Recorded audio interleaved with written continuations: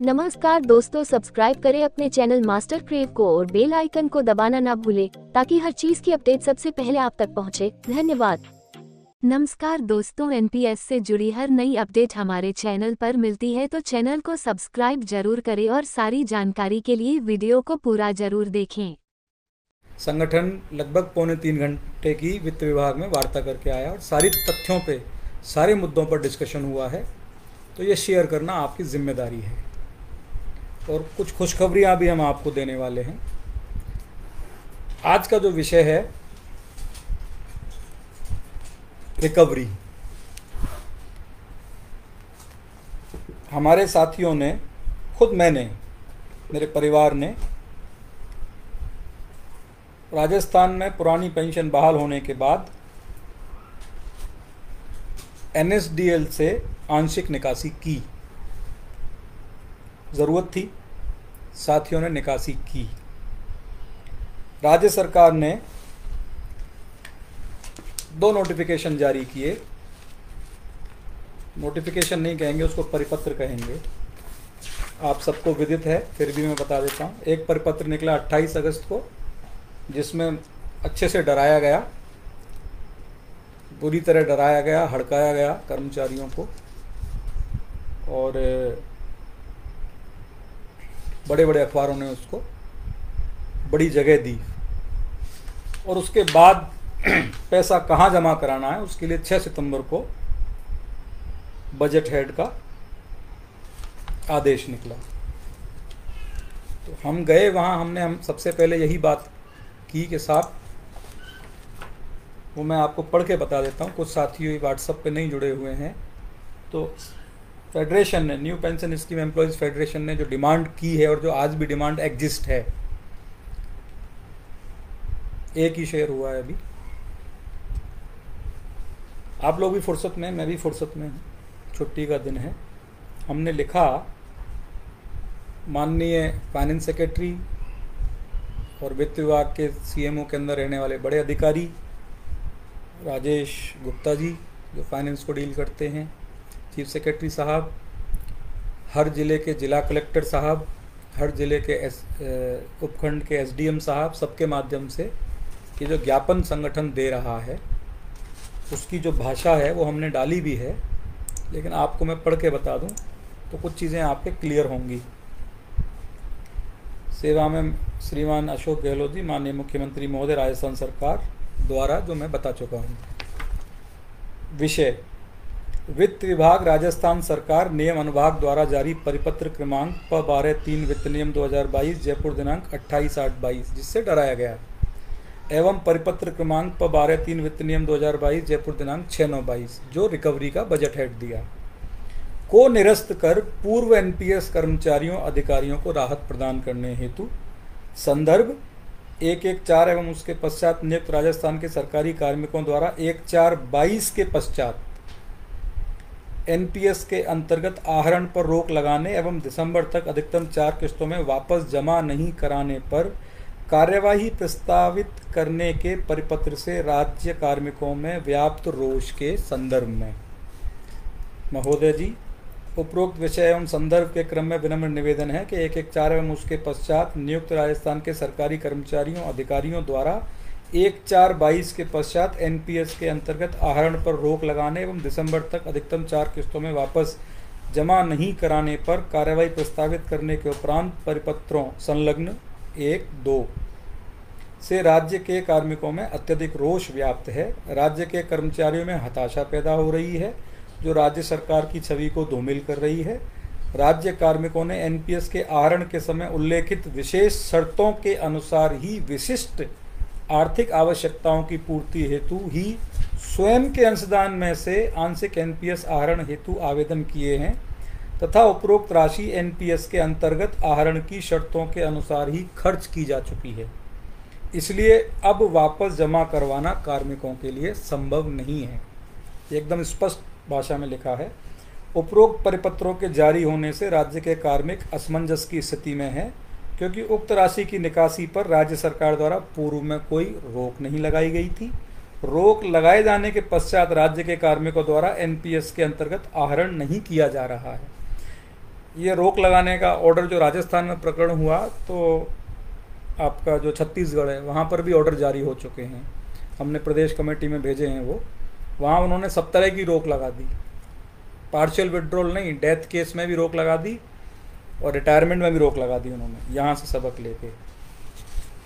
हमने कहा है कि अब कोई आहरण नहीं कर रहा है। राज्य कार्मिकों को आहरित की गई राशि को जमा कराने में भयंकर आर्थिक परेशानी का सामना करना पड़ेगा, क्योंकि उनके पास जमा कराने हेतु धनराशि उपलब्ध ही नहीं है। यह तथ्य भी गौरतलब है कि परिपत्र की कठोर भाषा से दहशत में आकर जो कार्मिक निकाली गई राशि का पुनर्भुगतान कर रहे हैं, उन्होंने ऊंची दर पर ऋण लेकर जीपीएफ में भुगतान किया है। 19/5/22 को जारी पुरानी पेंशन की अधिसूचनाओं के अनुसार कार्मिकों का अंशदान, अब हमने डिमांड तकलीफ बता दी, हमने मांग जो रखी है, हमने ये स्पष्ट शब्दों में कहा है कि 19/5/22 को जारी पुरानी पेंशन बहाली की अधिसूचनाओं के अनुसार कार्मिकों का अंशदान सेवानिवृत्ति के समय कार्मिकों को ही वापस दिए जाने का प्रावधान किया है सरकार ने। अतः निवेदन है कि उपरोक्त आहरित धनराशि को सेवानिवृत्ति के समय कार्मिक को मिलने वाली कार्मिक अंशदान राशि में से समायोजित मान लिया जाए। हमने रास्ता बताया है सरकार को कि ले लिया, गलत था सही था वो बात पे बाद में डिस्कस करेंगे, लीगल है इलीगल है, ऑथोराइज है अनऑथोराइज है, वो हमारी सारी बात हुई, हम आपको परिचर्चा में बताएंगे। हम ये कह रहे हैं कि अब जो पैसा ले लिया है वो जमा कराना संभव नहीं है, क्योंकि पैसा जिसने लिया उसको ज़रूरत थी, पैसा होता तो वो लेता ही नहीं। अब पैसा जमा कराना है तो ये संभव नहीं है, क्योंकि पैसा नहीं है। झारखंड राज्य के वित्त विभाग ने भी पुरानी पेंशन बहाली के उपरांत उपरोक्त परिस्थितियों में यही विकल्प अपनाया है, रिटायरमेंट के समय एडजस्ट करने का। ये हमने बात कही उनको, तो उन्होंने कहा कि झारखंड के और छत्तीसगढ़ के चीफ सेक्रेटरी और पर्सनल सेक्रेटरी सीएम के हमारे यहाँ आए थे, और पूरी प्रक्रिया जो उन दो राज्यों में हुई है वो सारा राजस्थान से फीडअप हुआ है, यहाँ से सीख के तभी उन राज्यों में हुई है। तो हमने कहा है कि साहब माननीय महोदय से करवद निवेदन है कि उपरोक्त संलग्न परिपत्रों को निरस्त कर पूर्व एनपीएस कार्मिकों को राहत प्रदान करें, आपकी अति कृपा होगी। प्रदेश अध्यक्ष रविंद्र शर्मा, मैं विनोद कुमार प्रदेश समन्वयक, राकेश कुमार महासचिव, संलग्न परिपत्र 28/8/22 और 6/9/22। ये हमने गवर्नमेंट से डिमांड की है, और इसके लिए अभी अवकाश चल रहे हैं। संगठन की तरफ से मैसेज है सभी टीम लीडर्स को और सभी आम साथियों को कि जो है आपको उपलब्ध करा दिए गए हैं कुर्तीदेव फॉन्ट में, आपको डाउनलोड करना है, लेटर पैड पे डालना है, अपने सिग्नेचर करने हैं, रेडी टू प्रिंट है। जैसे ही डालोगे बस लाइन ऊपर नीचे देख लेना मार्जिन, तो प्रिंट निकाल के साइन करके एसडीएम के माध्यम से, कलेक्टर साहब के माध्यम से आपको मुख्यमंत्री जी को देना है। इसमें अंतिम निर्णय कौन करेगा इस डिमांड में, ये लीगल है इलीगल है निकाला, वो सब बातें बताएंगे। इसमें अंतिम निर्णय कौन करेंगे, माननीय मुख्यमंत्री महोदय करेंगे। और फिगर कितना है, हमें जो वार्ता हुई 3.25 घंटे, 590 करोड़ रुपए, उन्होंने अखबारों में 600 करोड़ छपा है, हमारा अनुमान 1000 करोड़ रुपए का था। तो उन्होंने बताया कि हमारे पास जो डाटा है 590 करोड़ रुपए, उसमें कुछ जमा भी हो गया है कुछ करोड़ रुपया। तो ये जैसा अभी राजस्थान में चल रहा है, और माननीय मुख्यमंत्री जी कर्मचारियों के प्रति बहुत ही, कर्मचारियों को भी आशान्वित नज़रों से देख रहे हैं, और कर्मचारी भी प्रेम कर रहे हैं, पूरे देश के कर्मचारी अधिकारी सीएम साहब को प्रेम कर रहे हैं। तो ये उनसे अपील है हमारी, और अंतिम निर्णय उन्हीं के स्तर पे होगा। इस पूरी कहानी के बैकग्राउंड में जाते हैं कि कुछ हमने इस पे बात की, ये कागज़ हमारा ईमेल से पहले ही चला गया था, उनके कंसिडरेशन में था। उससे पहले आपको मालूम है 14 तारीख को प्रतापगढ़ माननीय अध्यक्ष साहब रविंद्र शर्मा जी और हमारी टीम ने, राकेश कुमार जी ने, और 15 को भरतपुर, 15 सितंबर, 14 सितंबर प्रतापगढ़ और 15 सितंबर को भरतपुर में माननीय सीएम साहब से संवाद हुआ, परिचर्चा हुई। प्रतापगढ़ में तो ज़्यादा बात नहीं हो पाई, बारिश हुई थी, लेकिन भरतपुर में 3.25 मिनट सीएम साहब से संवाद हुआ। आपने वो वीडियो देखा होगा, फर्स्ट इंडिया का था शायद, और फ़ोटो भी संगठन ने जारी किए हैं। सीएम साहब ने अपनी बातें बताई कुछ। हमने कहा कि साहब रिटायर हुए कर्मचारी पेंशन नहीं मिली, बोले कोई रिटायर नहीं हुआ अभी तो, बोले मेरे नोटिस में तो कोई नहीं हुआ। तो हमने कहा साहब 3454 रिटायर हो गए हैं, आरटीआई का डाटा है, टाइम्स ऑफ इंडिया ने छापा है, वो सब हमने उनको दिया, इसमें सब लगाया हुआ था, कटिंग्स भी, डॉक्यूमेंट्स भी, और हमारी इसमें स्पेसिफिक डिमांड्स भी थी। तो पहले तो हम रिकवरी वाले मुद्दे पे ही बात करें।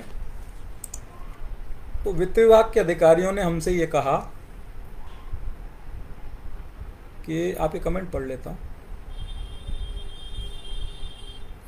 सर का ऑप्शन नहीं आ रहा। सर किसका ऑप्शन, मुझे समझ में नहीं आया, आप दोबारा लिखिए। एनपीएस आहरण का तानाशाही पूर्ण है, बिल्कुल इस पे भी जवाब देंगे। हमारी नज़र में और आपकी नज़र में क्या है और सरकार की नज़र में क्या है।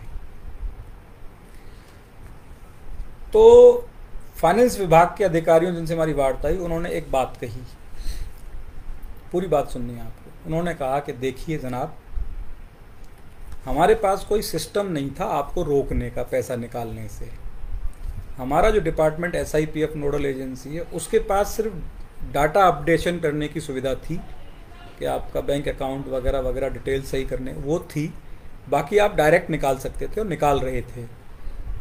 जब डिपार्टमेंट को पता लगा तो हमने एक परिपत्र आपको निकाला रोकने के लिए कि ये निकासी नहीं करें, उसके क्या नुकसान सरकार को उठाने पड़ रहे, वो मैं आ रहा हूँ, वो बताइए जो उन्होंने हमने कहा कि साहब अभी साथियों के आपके आते हैं व्हाट्सएप पे फ़ोन भी आते हैं कि साहब 28 को लेटर निकला, मैंने तो 3 तारीख को निकाल लिया, 28 अगस्त को लेटर निकला, मैंने 3 सितंबर को निकाला है, मैंने 5 को निकाला है। हमने ये सब बातें रखी। उन्होंने कहा कि देखिए हम कोई कार्रवाई करने का, उसमें लिखा ना लेटर में कि कार्रवाई की जाएगी 28 वाले, उन्होंने स्पष्ट कहा सरकार की कोई ऐसी मंशा नहीं है कर्मचारियों के खिलाफ है कोई हम कार्रवाई करें। भाषा में तो लिखा है लेकिन सरकार की कोई मंशा नहीं है। तो ये मैं वार्ता के आधार पर आप सभी साथियों को आश्वस्त करना चाहता हूं कि गवर्नमेंट आपके खिलाफ कोई एक्शन लेने नहीं जा रही है। गवर्नमेंट आपके प्रति हर तरीके से पॉजिटिव है।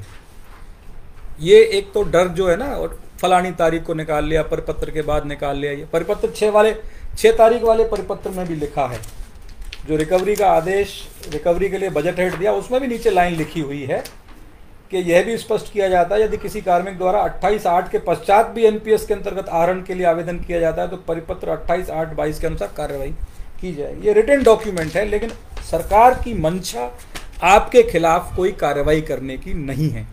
सरकार क्या चाहती है? सरकार ये चाहती है कि आप पैसा जमा करा दीजिए।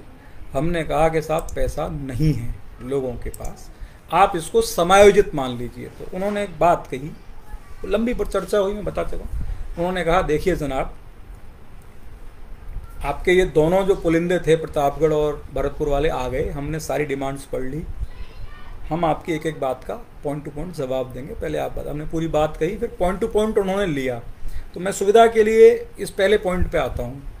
उन्होंने कहा कि राजस्थान के कैबिनेट ने निर्णय किया, विधानसभा घोषणा हो गई, कैबिनेट ने निर्णय किया कि आप ओल्ड पेंशन स्कीम में हो। उन्होंने कहा कि आज की तारीख में ओपीएस वाले हो आप सारे, वो बिजली वाला सेक्टर जो, उसको एक बार इंस्ट्रूमेंट में साइड हम रख रहे हैं, हम चर्चा में उस पर भी मैं आऊँगा। जब आप ओपीएस धारी हो, एनपीएस धारी हो ही नहीं, तो लीगली आप निकाल नहीं सकते। ठीक है, आपने जो पैसा निकाला है उससे हम वहाँ कमज़ोर पड़ रहे हैं। पीएफआरडीए में हम कह रहे हैं there is no existence of NPS employ, all are OPS employ. वो कह रहे हैं कि आपके लोग पैसा निकाल रहे हैं। तो हम जो पैसा आपका लेना चाहते हैं, हमने फिगर दिया 41,000 करोड़ रुपए का, वो बोले कटा 29,000 करोड़ रुपए, और वो इंटरेस्ट मिलू के 39,000 करोड़ रुपए का डाटा है। आपके पास कहाँ से आया 41,000 करोड़ का डाटा? हमने उनको आरटीआई शो की, सर ये आरटीआई हमको दी है भारत सरकार की तरफ से, इस आरटीआई में इतना फिगर है। तो बोले ठीक है, वो तो फ्लक्चुएट होता है, कोई इश्यू नहीं है। उन्होंने कहा कि जब आप एनपीएस में हो ही नहीं, हम तो वहाँ कह रहे हैं कि हमारे यहाँ कोई एनपीएस धारी है ही नहीं। जिन लोगों पे ओपीएस लागू हो गई उनकी बात कर रहा हूँ, जो रह गए उन पे काम चल रहा है, तो हम वहाँ कमज़ोर पड़ते हैं। और एक बात आप समझिए, आप यूनियन लीडर हैं, आपका संगठन, हमारे संगठन की तारीफ भी की उन्होंने, और हमारे संगठन की बुद्धिमत्ता की भी तारीफ की, क्योंकि पिछले डॉक्यूमेंट जो थे पुरानी पेंशन बहाल करने के संबंध में सारे दस्तावेज वहीं गए थे फाइनेंस में, वहीं सारी चीज़ें हुई थी। सारे लॉजिक हमने जो दिए थे कि भाई आप आज से आप एनपीएस कटौती रोक दीजिए, है ना, पीछे का पैसा हम ले लेंगे मिलके, आप और हम सरकार मिलके ले लेंगे उसको, वो झगड़े को अलग मिटा लेंगे, आप तो ओपीएस चालू कर दीजिए, सरकार को ये फ़ायदा। वो सारी बातें उनके पास थी, सब उन्होंने दिखाई हमारे को डॉक्यूमेंट। उनका ये कहना था कि हम वहाँ कमज़ोर पड़ते हैं, इसीलिए ये उचित नहीं है, क्योंकि कैबिनेट का निर्णय हो गया, 19 मई को नोटिफिकेशन जारी हो गए सारे आपके, और गवर्नर साहब की मोहर लग गई और गजट नोटिफिकेशन हो गया। तो ये चीज़ आप लोगों ने जो की है वो गलत है, और हमारे पास कोई इंस्ट्रूमेंट नहीं था रोकने का। बाद में पता लगा तो हमने अपडेशन का काम रोक दिया एसआईपीएफ में, प्रोविडेंट फंड डिपार्टमेंट जो है उसमें आपके डाटा अपडेशन का। और फिर भी आप में से कोई भी निकाल रहा है तो वो गलत निकाल रहा है, क्योंकि आप ओपीएसधारी है ही नहीं। उनका ये तर्क था। और पैसा निकालने से वहाँ जब हम वार्ता के लिए गए पीएफआरडी में, उन्होंने कहा कि आपके तो एनपीएस सब्सक्राइबर आज भी एडजस्ट हैं, आज भी एग्जिस्ट कर रहे हैं, पैसा निकाल रहे हैं, आप कैसे कह रहे हो कि कोई एनपीएस वाला है ही नहीं। तो हमने कहा कि माननीय वो तो जो हो गया वो हो गया उसके बाद कोई बंदा नहीं निकाल रहा राजस्थान का कर्मचारी। तो उन्होंने कहा कि देखिए हमने आप लोगों के लिए बहुत संघर्ष किया है, उन्होंने स्पष्ट कहा, उन्होंने अपना पक्ष रखा, हमने अपना पक्ष रखा, मतलब आपका कर्मचारियों का।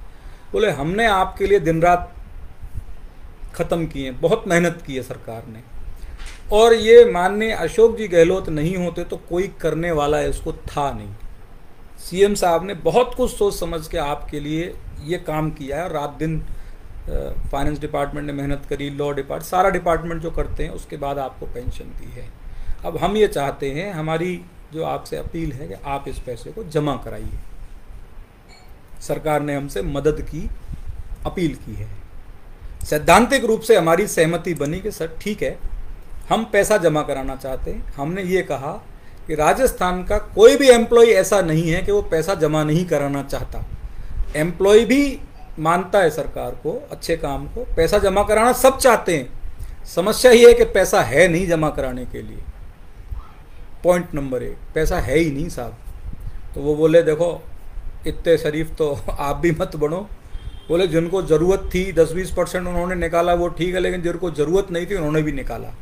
मैंने कहा हाँ साहब, मैंने खुद ने निकाला, मुझे ज़रूरत नहीं थी, मेरे परिवार ने निकाला, हमें ज़रूरत नहीं थी। हमने ये सोच के निकाला 41,000 करोड़ रुपया वहाँ से आ नहीं रहा है, हम अगर निकालते हैं तो प्रैक्टिकली 10% 4100 करोड़ रुपए निकालेंगे और वो सेव कर लेंगे उस पैसों को। बोले वो ठीक है आपकी बात, आपने कुछ भी सोच के निकाले, लेकिन अब आप जमा करा दीजिए, that is better for government. हमने कहा कि साहब 4 किस्त, पहली बात तो कही कि है ही नहीं, हमने 4 किस्तों में जमा कराना संभव ही नहीं है, आप सर जानते हैं। उन्होंने कहा देखिए किस्तों का कोई इश्यू नहीं है, इंस्टॉलमेंट का, स्पष्ट कहा कि इंस्टॉलमेंट का कोई इश्यू नहीं है। वो तो प्रिंसिपल सेक्रेटरी साहब कहेंगे उस दिन बढ़ जाएंगी, राज्य सरकार कहेगी इंस्टॉलमेंट तो बढ़ जाएंगी। और जो वार्ता हुई उससे हमने जो मूड भापा उनका आप नोट कर लीजिए, इस बात को, इम्पोर्टेंट है। कार्रवाई का कोई मन नहीं है, ना कोई कार्रवाई आपके खिलाफ होने जा रही है, कभी भी निकाला हो। नंबर 1 बात, बोले एनपीएस में डाल देंगे, ओपीएस छीन लेंगे, ऐसा कुछ नहीं। ऑर्डर निकाला है, उन्होंने बताया कि हमारे पास इस ऑर्डर के अलावा कोई चारा नहीं था आप लोगों को रोकने का, क्योंकि आप मान ही नहीं रहे, आप समझ ही नहीं रहे उस बात को कि हमको क्या प्रॉब्लम फेस आ रही है पीएफआरडी से पैसा लेने में। हमने कहा कि साहब हमारे इस ज्ञापन की पहली लाइन पढ़िए, हम तो ये कह रहे हैं कि पहला बिंदु कि आप तो प्रोत्साहित कीजिए, आपको 4100 करोड़ रुपए मिलेंगे। तो उन्होंने बोला कि सब प्रोत्साहित नहीं कर सकते, जब हम आपको प्रोत्साहित करेंगे तो हम वहाँ पीएफआरडी में झूठे पड़ते हैं। हमारा पहला लॉजिक उड़ा दिया उन्होंने, और हमने भी स्वीकार किया कि उनका कथन सही है, उनकी बात है। बोले हम जब 4100 करोड़ आपको इधर से कहेंगे, आप एग्जिस्ट ही नहीं करते, आप एनपीएस में हो ही नहीं, तो पीएफआरडी में हम क्या कहेंगे, 2 बात कैसे कह सकते हैं। हमने उनकी बात मानी, हमने वापस यही कहा कि साहब पैसा जमा कराने में राजस्थान का कर्मचारी पीछे नहीं है, भले ही वो लोन लेके जमा कराए, कैसे भी कराए, उसका दिल सरकार के प्रति है, ममत्व है सरकार के प्रति, सरकार का कर्मचारी अधिकारियों के प्रति ममत्व का भाव है। तो जमा तो सब कराना चाहते हैं, लेकिन पैसा है ही नहीं, तो जमा कहाँ से कराएं, आप बताइए कैसे कराएं, वो भी 4 किस्तों में। तो बोले किस्तों वाला कोई इश्यू नहीं है, आप जमा कराना शुरू कीजिए, ये सरकार ने कहा, वित्त विभाग के अधिकारियों ने, आप जमा कराना शुरू कीजिए, किस्त विस्त तो बढ़ती रहेंगी, मतलब वो बढ़ जाएंगी कभी भी। और जो हमको महसूस हुआ है किस्तें बढ़ेंगी, किस्तें बढ़ेंगी और कार्रवाई कुछ भी नहीं होनी है। इसमें आप जो तनाव है ना, रात को तनाव कि यार कैसे करूं, उसको छोड़ दीजिए। उन्होंने ये कहा तो आप रिलैक्स रहिए, अपने साथियों को बोल दीजिए। हमने कहा साहब लाइव होकर बताएंगे सबको जो वार्ता हुई है। बोले हाँ बिल्कुल, और जमा करा दीजिए। तो संगठन ने ये निर्णय लिया है कि उन्होंने कहा है जमा करा दीजिए, और हम संगठन आज भी इस स्टैंड पे हैं कि हमारे पास पैसा नहीं है। तो जो साथी अपने विवेक से जमा कराना चाहते हैं वो स्वतंत्र हैं, संगठन उनको बिल्कुल मना नहीं कर रहा। जो जमा करा सकते हैं 4 में 6 में वो जमा कराना, जो शुरू करना चाहते हैं शुरू कीजिए। लेकिन संगठन का ये स्टैंड है कि ये बात माननीय मुख्यमंत्री महोदय तक पहुंचे, और बहुत बड़ा फिगर नहीं है। 590 करोड़ में से हो सकता है 200 करोड़ 190 करोड़ जमा हो गया हो तो फिगर वो 300 करोड़ 400 करोड़ रह जाएगा, 250 करोड़ रह जाएगा। हम ये अपील आज भी कर रहे हैं और उस दिन भी हम कह के आए कि साहब हमने तो अपने लोगों को ये कहा है कि यदि सरकार इस पर रिकवरी को नहीं रोकती है तो हम दशहरा विजय दिवस से एक दिन पहले पूर्व संध्या पे हम आपके परिपत्रों की होली जलाएंगे। हम ये कह के आए थे। उन्होंने कहा कि बिल्कुल आप होली जलाइए, डेमोक्रेसी में आप एज ए ऑर्गेनाइजेशन जो भी करेंगे वो आपका राइट है, हम उसमें क्या कह सकते हैं, आप बिल्कुल होली जलाइए। लेकिन हमने हमारी बात उनको बता दी। तो एक तो किस्तें बढ़ने की पूरी तैयारी है। हमने कहा कि साहब आप किस्तें बढ़ा ही रहे हो, मुस्कुरा के कहा उन्होंने कि बोले ये मतलब कुछ बातें उन्होंने उस तरीके, हमारे मोबाइल वगैरह बंद करा दिए थे, बड़े सहृदय तरीके से बात हुई थी। बोले सरकार आपके लिए पॉजिटिव है। मोबाइल बंद थे हमारे 2.25 घंटे तक, जब पूरी बात हुई हमारी, बहुत बारीक बिंदुओं पर भी बात हुई। हमने कहा साहब पैसा नहीं है, नहीं करा सकते। तो अब हमारा संगठन का निर्णय ये है कि जिनको जमा कराना है वो अपना निर्णय लें। संगठन 15 दिसंबर तक उसी स्टैंड पे कायम रहेगा कि ये बात माननीय मुख्यमंत्री तक पहुंचे और वो कोई निर्णय लें, क्योंकि अंतिम फैसला तो सीएम साहब का होना है। विभाग तो कह रहा जमा करा दो, कारण भी बता रहा है। अब हमने कहा निकाल लिया। अब जो भी तर्क था आपका पीएफआरडी के सामने वो तो टाइम निकल गया, अब तो कोई निकाल नहीं रहा। निकाल लिया। तो संगठन आज भी इस स्टैंड पे है। आप लोगों को हम लोगों ने भेजे हैं ज्ञापन माननीय मुख्यमंत्री के नाम द्वारा, कलेक्टर साहब द्वारा, एसडीएम साहब, आप लोगों ने वो ज्ञापन देने हैं। जिनको जमा कराना है वो स्वतंत्र हैं, उसमें हम लोग मना नहीं कर रहे आपको। और वो उन्होंने सिस्टम डेवलप किया और जमा कराने में कोई दिक्कत आ रही है तो फाइनेंस इंश्योरेंस में वेद प्रकाश जी हैं, उनको आप ईमेल कीजिए। किसी का कोई सिस्टम नहीं चल रहा है, किसी का सॉफ्टवेयर नहीं चल रहा है, किसी के कोई दिख नहीं रहा, तो वो वहाँ से वो पत्राचार, ईमेल, शिकायत, सुझाव, कोई कह रहा है साहब सैलरी से काट लो, वो सब वहाँ भेजिए। संगठन नहीं कहेगा, संगठन तो यही कह रहा है। और हम उम्मीद कर रहे हैं कि इतने बढ़िया हमारे सीएम साहब हैं और बिल्कुल कर्मचारी अधिकारी हृदय सम्राट हैं, और वो बहुत बेहतरीन निर्णय कर्मचारियों के बारे में आप शेयर कीजिए। अभी शेयर आपने 45 किए हैं, और भी करने चाहिए। सुनते रहिए, शेयर करते रहिए। तो हमारी ये उम्मीद है हमें सीएम साहब से कि वो अंतिम निर्णय लेंगे और कर्मचारियों को राहत देंगे और इस पैसे को रिटायरमेंट के समय एडजस्ट करेंगे। ये हमारी भावना है और हम उसी स्टैंड पर संगठन आज भी कायम है और सरकार हमको राहत देगी, ये हमारा कथन है। और हम 15 दिसंबर तक इसी स्टैंड पर हैं। उसके बाद की क्या स्थितियां होंगी, क्या रणनीतियां होंगी, हमने ये भी कहा कि आप किस्त आप बढ़ा ही रहे हो, मंशा रखती है सरकार। तो दिवाली पे लोग तनाव में हैं तो तनाव मिटा के दिवाली पे ही ऑर्डर निकाल दीजिए। वो बोले अभी दिसंबर आने तो, उनको लगा कि लोग नहीं जमा कराएंगे, तो वो सरकार अपना निर्णय करेगी। उसमें निश्चिंत रहिए किस्तें बढ़ेंगी। लेकिन उनका कहना है कि जितना जमा करा सकते हो वो तो कराओ, आप जमा कराओ। उनका उसी बात पर दबाव था और हमारी बात वही है कि साहब हम तैयार तो हैं पर हमारे पास पैसा नहीं है, खर्च हो गया। अब खर्च हो गया, वो कहाँ से लाएं पैसा, किससे उधार लें, क्योंकि छोटा मोटा तो है नहीं पैसा। तो हम तो यही अपील कर रहे हैं, आज भी संगठन इस स्टैंड पे कायम है। ये बात ठीक है कि हमारा सुझाव जो था कि 41,000 करोड़ में से निकालने दीजिए, वो 4100 करोड़ मिलेगा, उसको आप लोन मान लेना या एडजस्ट मान लेना, वो प्रस्ताव उन्होंने तकनीकी कारणों से खारिज कर दिया कि बोले हम ये नहीं कर सकते आप, क्योंकि उसके ये लीगल इश्यूज़ हैं उसके। दूसरी बात, मेरे को प्रसंज्ञान ऐसे संज्ञान में आया है संगठन के हमारे अध्यक्ष साहब के, कुछ लोग व्हाट्सएप पे कह रहे हैं हम कोर्ट में जाएंगे। लोकतंत्र है, आप कोर्ट में भी जा सकते हैं, आप सुप्रीम कोर्ट भी जा सकते हैं, आप अंतर्राष्ट्रीय न्यायालय मेरे हिसाब से हेग में वहाँ भी जा सकते हैं, जाने वाला जाएगा। लेकिन एज ए जिम्मेदार ऑर्गेनाइजेशन हमारी अपील है कि आप कोर्ट में नहीं जाएं, छोटी सी बात के लिए। अगर किसी को दिक्कत है तो हमारे नंबर हम डाल रहे हैं, उस पर हमसे चर्चा कर ले। कोर्ट में क्यों नहीं जाएं वो हम आपको बता रहे हैं। अभी मैंने नंबर डाले हैं अपने, यहीं आप ये मैंने नंबर डाल दिए संवाद के लिए। और अपील हम वापस करें, कोर्ट में इसलिए नहीं जाएं क्योंकि कोर्ट में गए तो आप रिकवरी के लिए और कहीं कोई ऐसे जगह आपकी फाइल फंस जाए जो गहलोत जी का विरोधी हो या ओल्ड पेंशन का विरोधी हो। क्योंकि कॉरपोरेट मीडिया के बड़े बड़े लोग हैं, वो सोचते हैं। हमारे अध्यक्ष साहब बता रहे थे कि एक कलेक्टर साहब मिले किसी पार्क में रिटायर, वो बोल रहे तो सरकार ने बड़ा गलत किया। कि क्या गलत किया? कि साहब आपको ओल्ड पेंशन दे दी।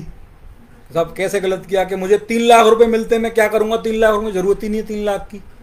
तो ऐसे भी लोग हैं कि यार ज़्यादा देती है पेंशन सरकार, उनको 3 लाख मिल रहे हैं, अपने को 3, उनको नहीं पता कि एनपीएस में 3000 और 1700-1600 रुपये मिल रहे हैं। तो ऐसे लोग भी हैं। तो कहीं ऐसे लोगों के पास आपका मुकदमा नहीं चला जाए, कोई फाइल नहीं चली जाए।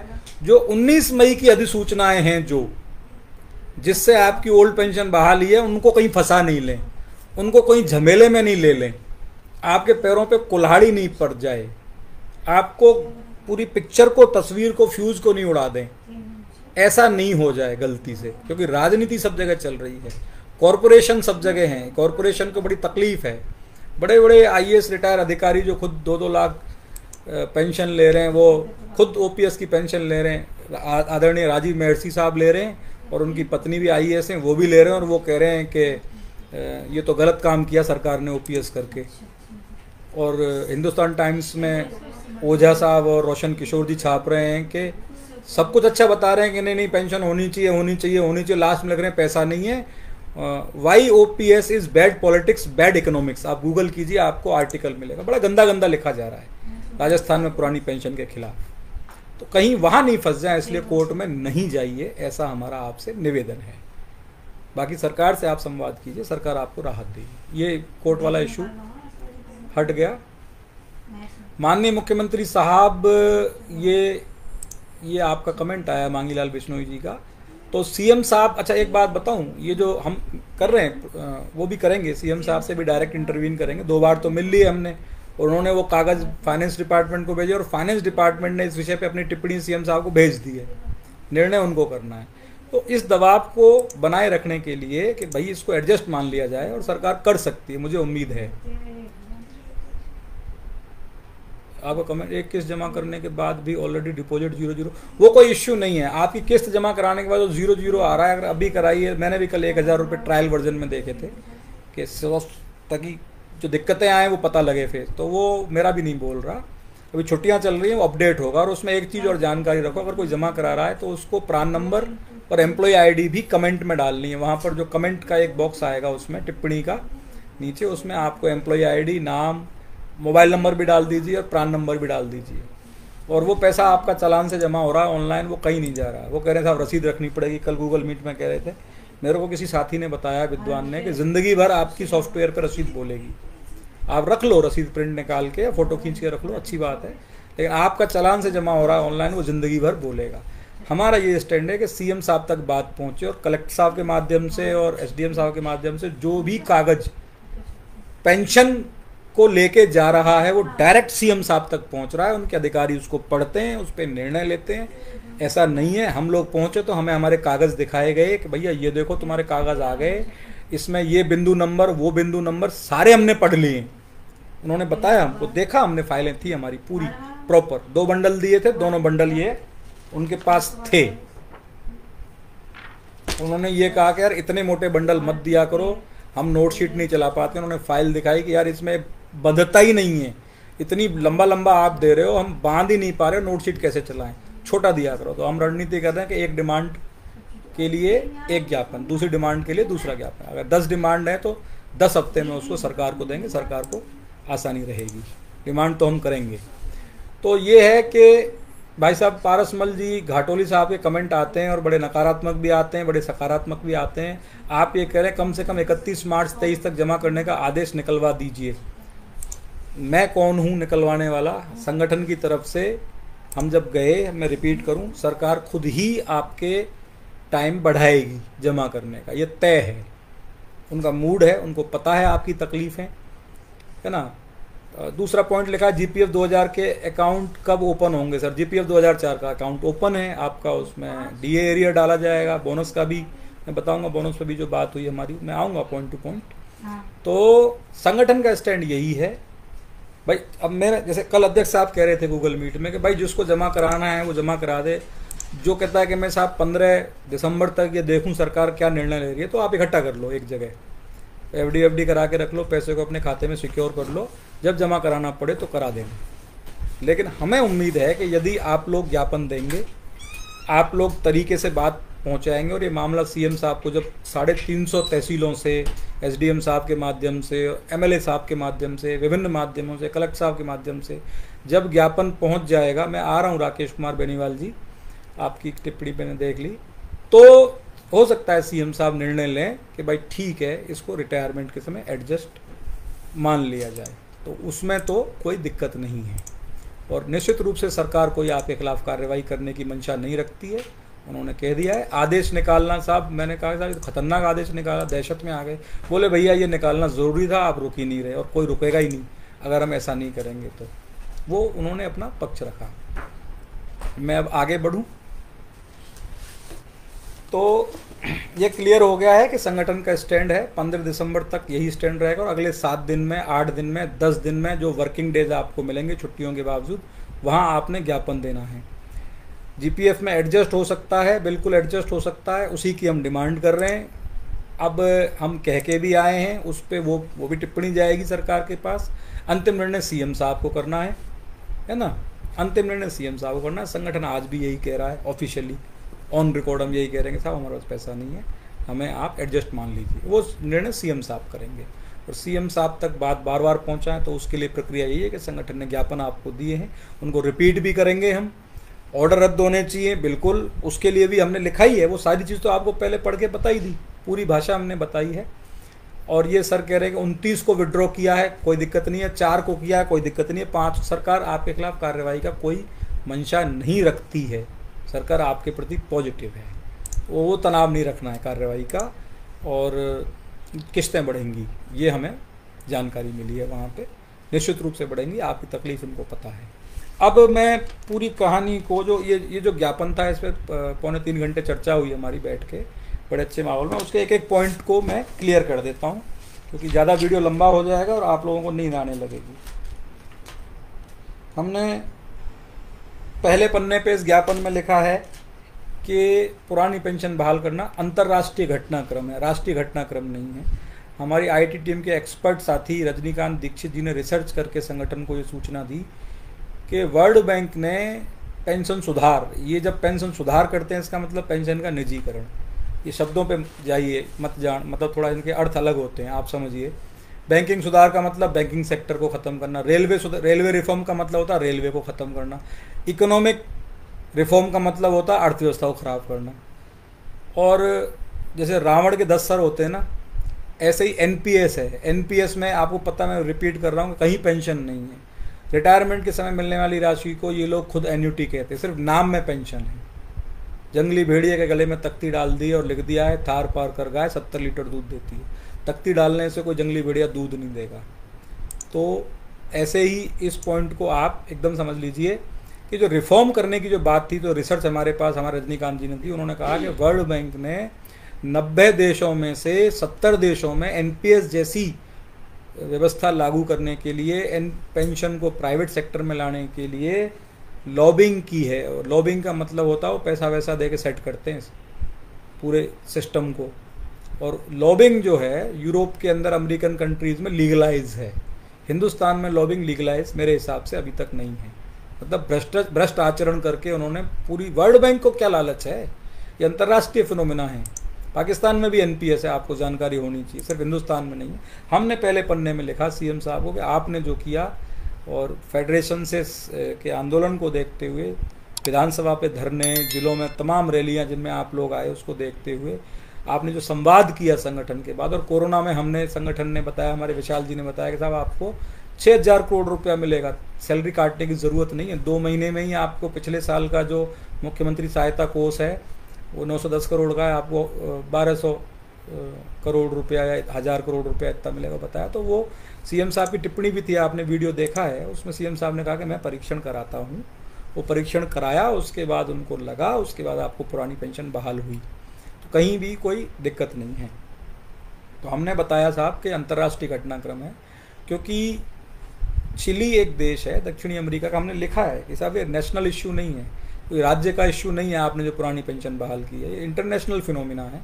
चिली के अंदर 35 साल संघर्ष हुआ, जो हमारे को जानकारी मिली, और भी हमारी टीम रिसर्च करके आपको अगले वीडियो में बताएगी पेंशन का इंटरनेशनल लेवल पर क्या सिनेरियो है।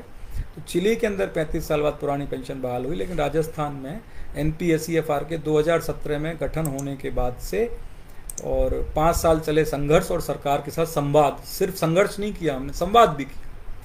अभी दूसरे राज्यों में जो संगठन आंदोलन कर रहे हैं उन पर मैं कोई टिप्पणी नहीं करना चाहता नेगेटिव, वो भी अपने हिसाब से अपनी कैपेसिटी में लड़ रहे हैं, लेकिन उनका संवाद टेक्निकल उतना नहीं है जितने आपका फेडरेशन ने किया है।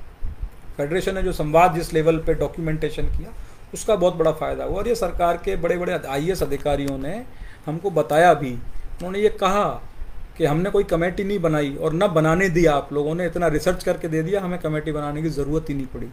और फेडरेशन के जो डॉक्यूमेंट, बहुत मान दिया हमारे डॉक्यूमेंट्स को, उन्होंने कहा, आरती डोगरा जी ने कहा जब हम उनको धन्यवाद देने गए, और फाइनेंस के जो अधिकारी मिल गया वो बोले नहीं आपका अच्छा था रिसर्च। वो कागज़ दिखा रहे थे कि देखो आप CAG की जो रिपोर्ट है ये देखिए, इसको मैंने CM साहब को पॉजिटिव करके हमने बताया, इसमें जो पॉजिटिव चीज़ें हमने भेजी रातों रात CM साहब को, और हम ये आपने भी उसका जिक्र किया था। हमने भी जो डॉक्यूमेंट वार्ता जो हुई थी सरकार से,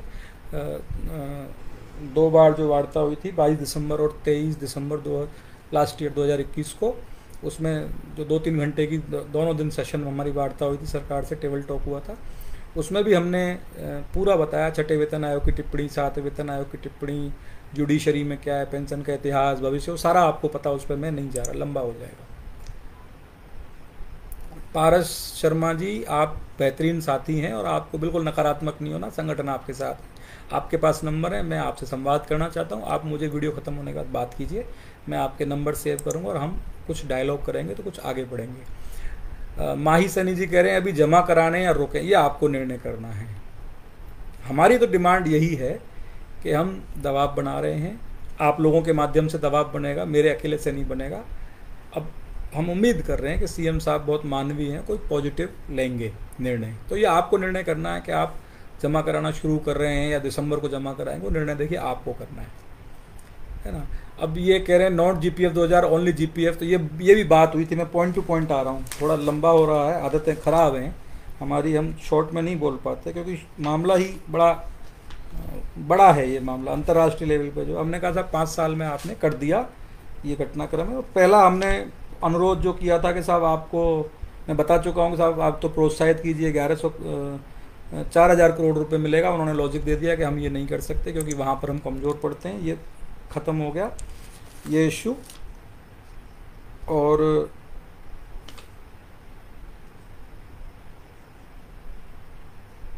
तो हमने सारे तर्क दिए पैसे निकालने के, तो बोले वो ठीक है, आपके लॉजिक अपनी जगह हैं, लेकिन जब सरकार ने कोई ऑर्डर पास कर दिया उसके बाद आप OPS में हो, लीगली आप ये नहीं कर सकते, उनका ये कहना था।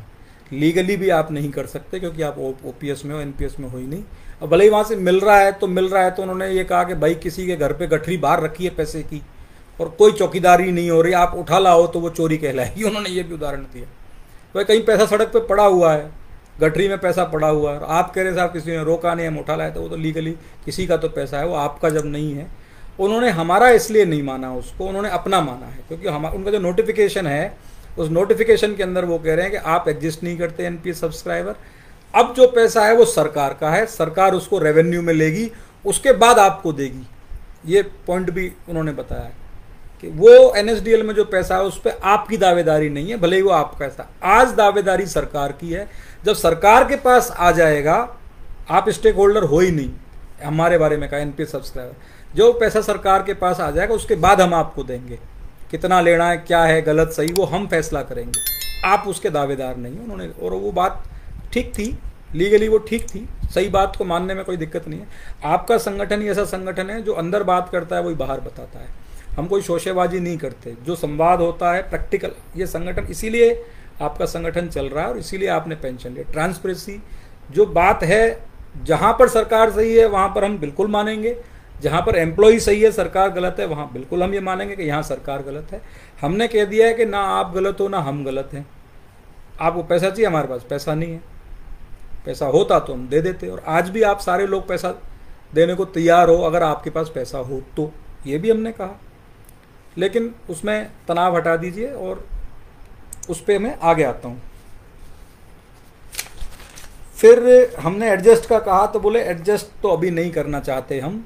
उन्होंने ये कहा कि आप हमें उलझाओ मत, ये कर लें हम वो कर लें और ये कर लें। बोले हम एक सिंपल से नियम हमने बनाए हैं, अभी आप हमें उलझाओ मत, हमें जब वो तो बार बार जमा कराने करें। हम ये कह रहे हैं ठीक है साहब, हम अपने लोगों से बात करेंगे और हम इसी स्टैंड पे हैं कि हम उम्मीद करते हैं कि अंतिम फैसला जब सीएम साहब लेते हैं और वो खुद ही वित्त विभाग के मालिक हैं, तो हम उनसे अनुरोध करेंगे, उनसे अपील करेंगे और जो फैसला होगा उसको देखेंगे। हमें उम्मीद है, मुझे आज भी उम्मीद है, हमारे प्रेसिडेंट साहब को भी आज उम्मीद है कि अगर ढंग से बात सीएम साहब तक पहुंचती है तो जो है सीएम साहब कोई पॉजिटिव निर्णय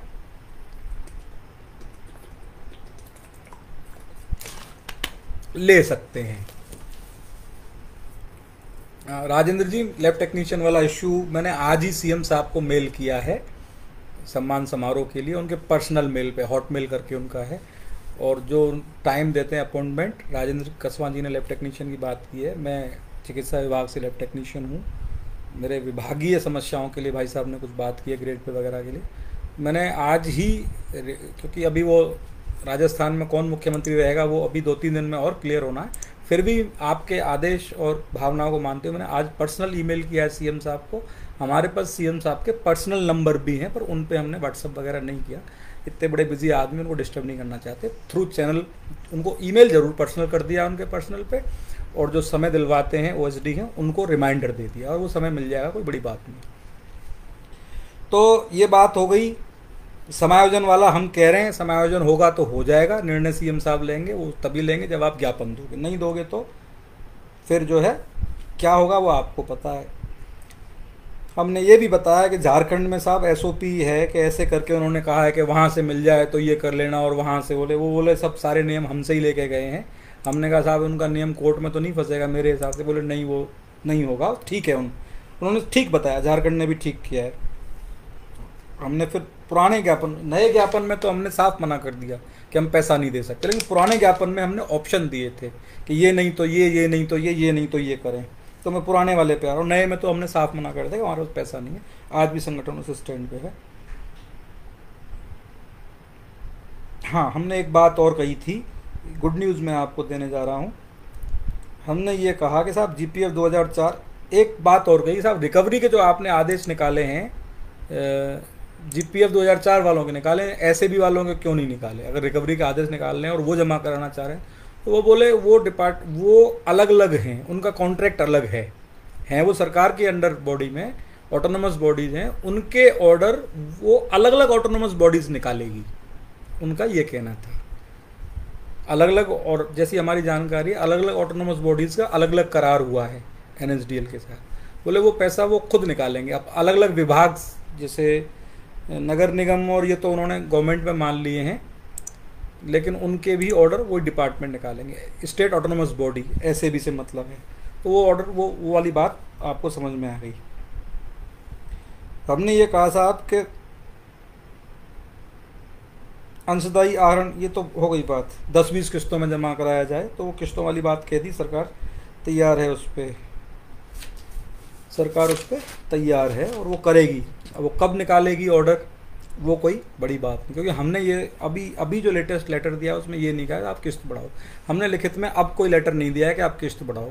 वर्बली ज़रूर बात हुई है कि ये समस्या है, तो वो किस्तें तो बढ़ेंगी और कार्रवाई नहीं होगी। ये फिर से मैं रिपीट कर देता हूँ। हमने ये भी कहा कि साहब आपके जो घबराहट हो गई लोगों में, उसके लिए आप लेटर निकालो। कुछ लोगों में घबराहट उनमें हो गई है जिन्होंने 1/4/22 से पहले पैसा निकाल लिया है। 1/4/22 से पहले, यानी ओपीएस 1/4/22 से लागू, उससे पहले जो पैसा निकाल लिया, उनमें घबराहट हो गई है। कोई लेटर आप निकालो ताकि उनको समझ में आ जाए। तो उन्होंने कहा कि आपका इतना बड़ा संगठन है, 5.5 लाख एम्प्लॉयज़ को आप रिप्रेजेंट करते हैं, आप ही उनको बोल दो कि वो चिंता नहीं करें, उन पे ये लागू ही नहीं होता। तो ये क्लियर हो गई। और ज़बरदस्ती कोई घबरा रहा है तो उसका कोई सरकार के पास इंतजाम नहीं, उन्होंने ये कहा। फिर हमने निवेदन किया कि साहब जीपीएफ की खाता संख्या तो दो। हमने ऑर्डर लगाए थे, डॉक्यूमेंट झारखंड में दे दी, वहाँ दे दी, तो बोले वो कोई इशू नहीं है, जीपीएफ का अकाउंट नंबर कोई इशू नहीं है, वो काम पाइपलाइन में है। बोले आपका एम्प्लॉय आईडी, आपका अकाउंट नंबर है, जीपीएफ के अकाउंट नंबर अलग से जारी करना कोई मुद्दा नहीं है, नए वो कोई उनके हिसाब से ही है, कोई that is not a issue, वो सब पाइपलाइन में काम है और उस पर निर्णय सरकार ने कर लिया और वो सब हो जाएंगे। बोले उसकी चिंता मत करो आप। तो ये मुद्दा हमारा चर्चा में यहाँ पे हम लोग समाप्त कर रहे हैं। मतलब बात यह है कि आपको जीपीएफ चाहिए या जीपीएफ नंबर चाहिए, दो अलग चीज़। जीपीएफ नंबर लेना है कि जीपीएफ लेना है। जीपीएफ हो गया तो उसका नंबर भी आ जाएगा, वो कोई इस बात का पहचान नहीं। मैंने ये भी कहा कि साहब हमारे आपने जो कुछ भी हमें बताया है ना गूगल मीट में या व्हाट्सएप पे, हमने सारे पॉइंट नोट आउट किए। हमने ये भी कहा कि साहब सर्विस बुक में एंट्री नहीं हो रही, सर्विस बुक में एंट्री कराने के आदेश जारी कीजिए। Old pension scheme, service book में एनपीएस लिखा हुआ। बोले हम सर्विस बुकों को ढेर करके जलाएंगे, सर्विस बुक एग्जिस्ट ही नहीं कहेगी, सब कुछ ऑनलाइन होगा।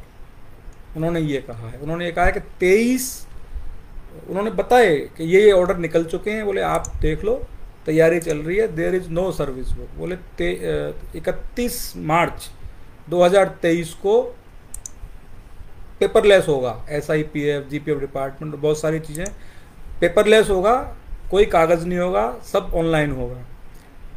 तो बोले हम जल्दी इसलिए नहीं कर रहे क्योंकि बहुत सारा काम है और फिर घबराहट हो जाती है आप लोगों में, जल्दी करो जल्दी करो। अध्यक्ष साहब आ गए हैं, मैं माफ़ी चाहता हूँ अध्यक्ष साहब, आप इसमें नहीं जुड़ पाएंगे, ये लैपटॉप में नहीं जुड़ पाएंगे, व्हाट्सएप पे आप, फेसबुक, मोबाइल से अगर हम लाइव होते तो आप जुड़ पाते।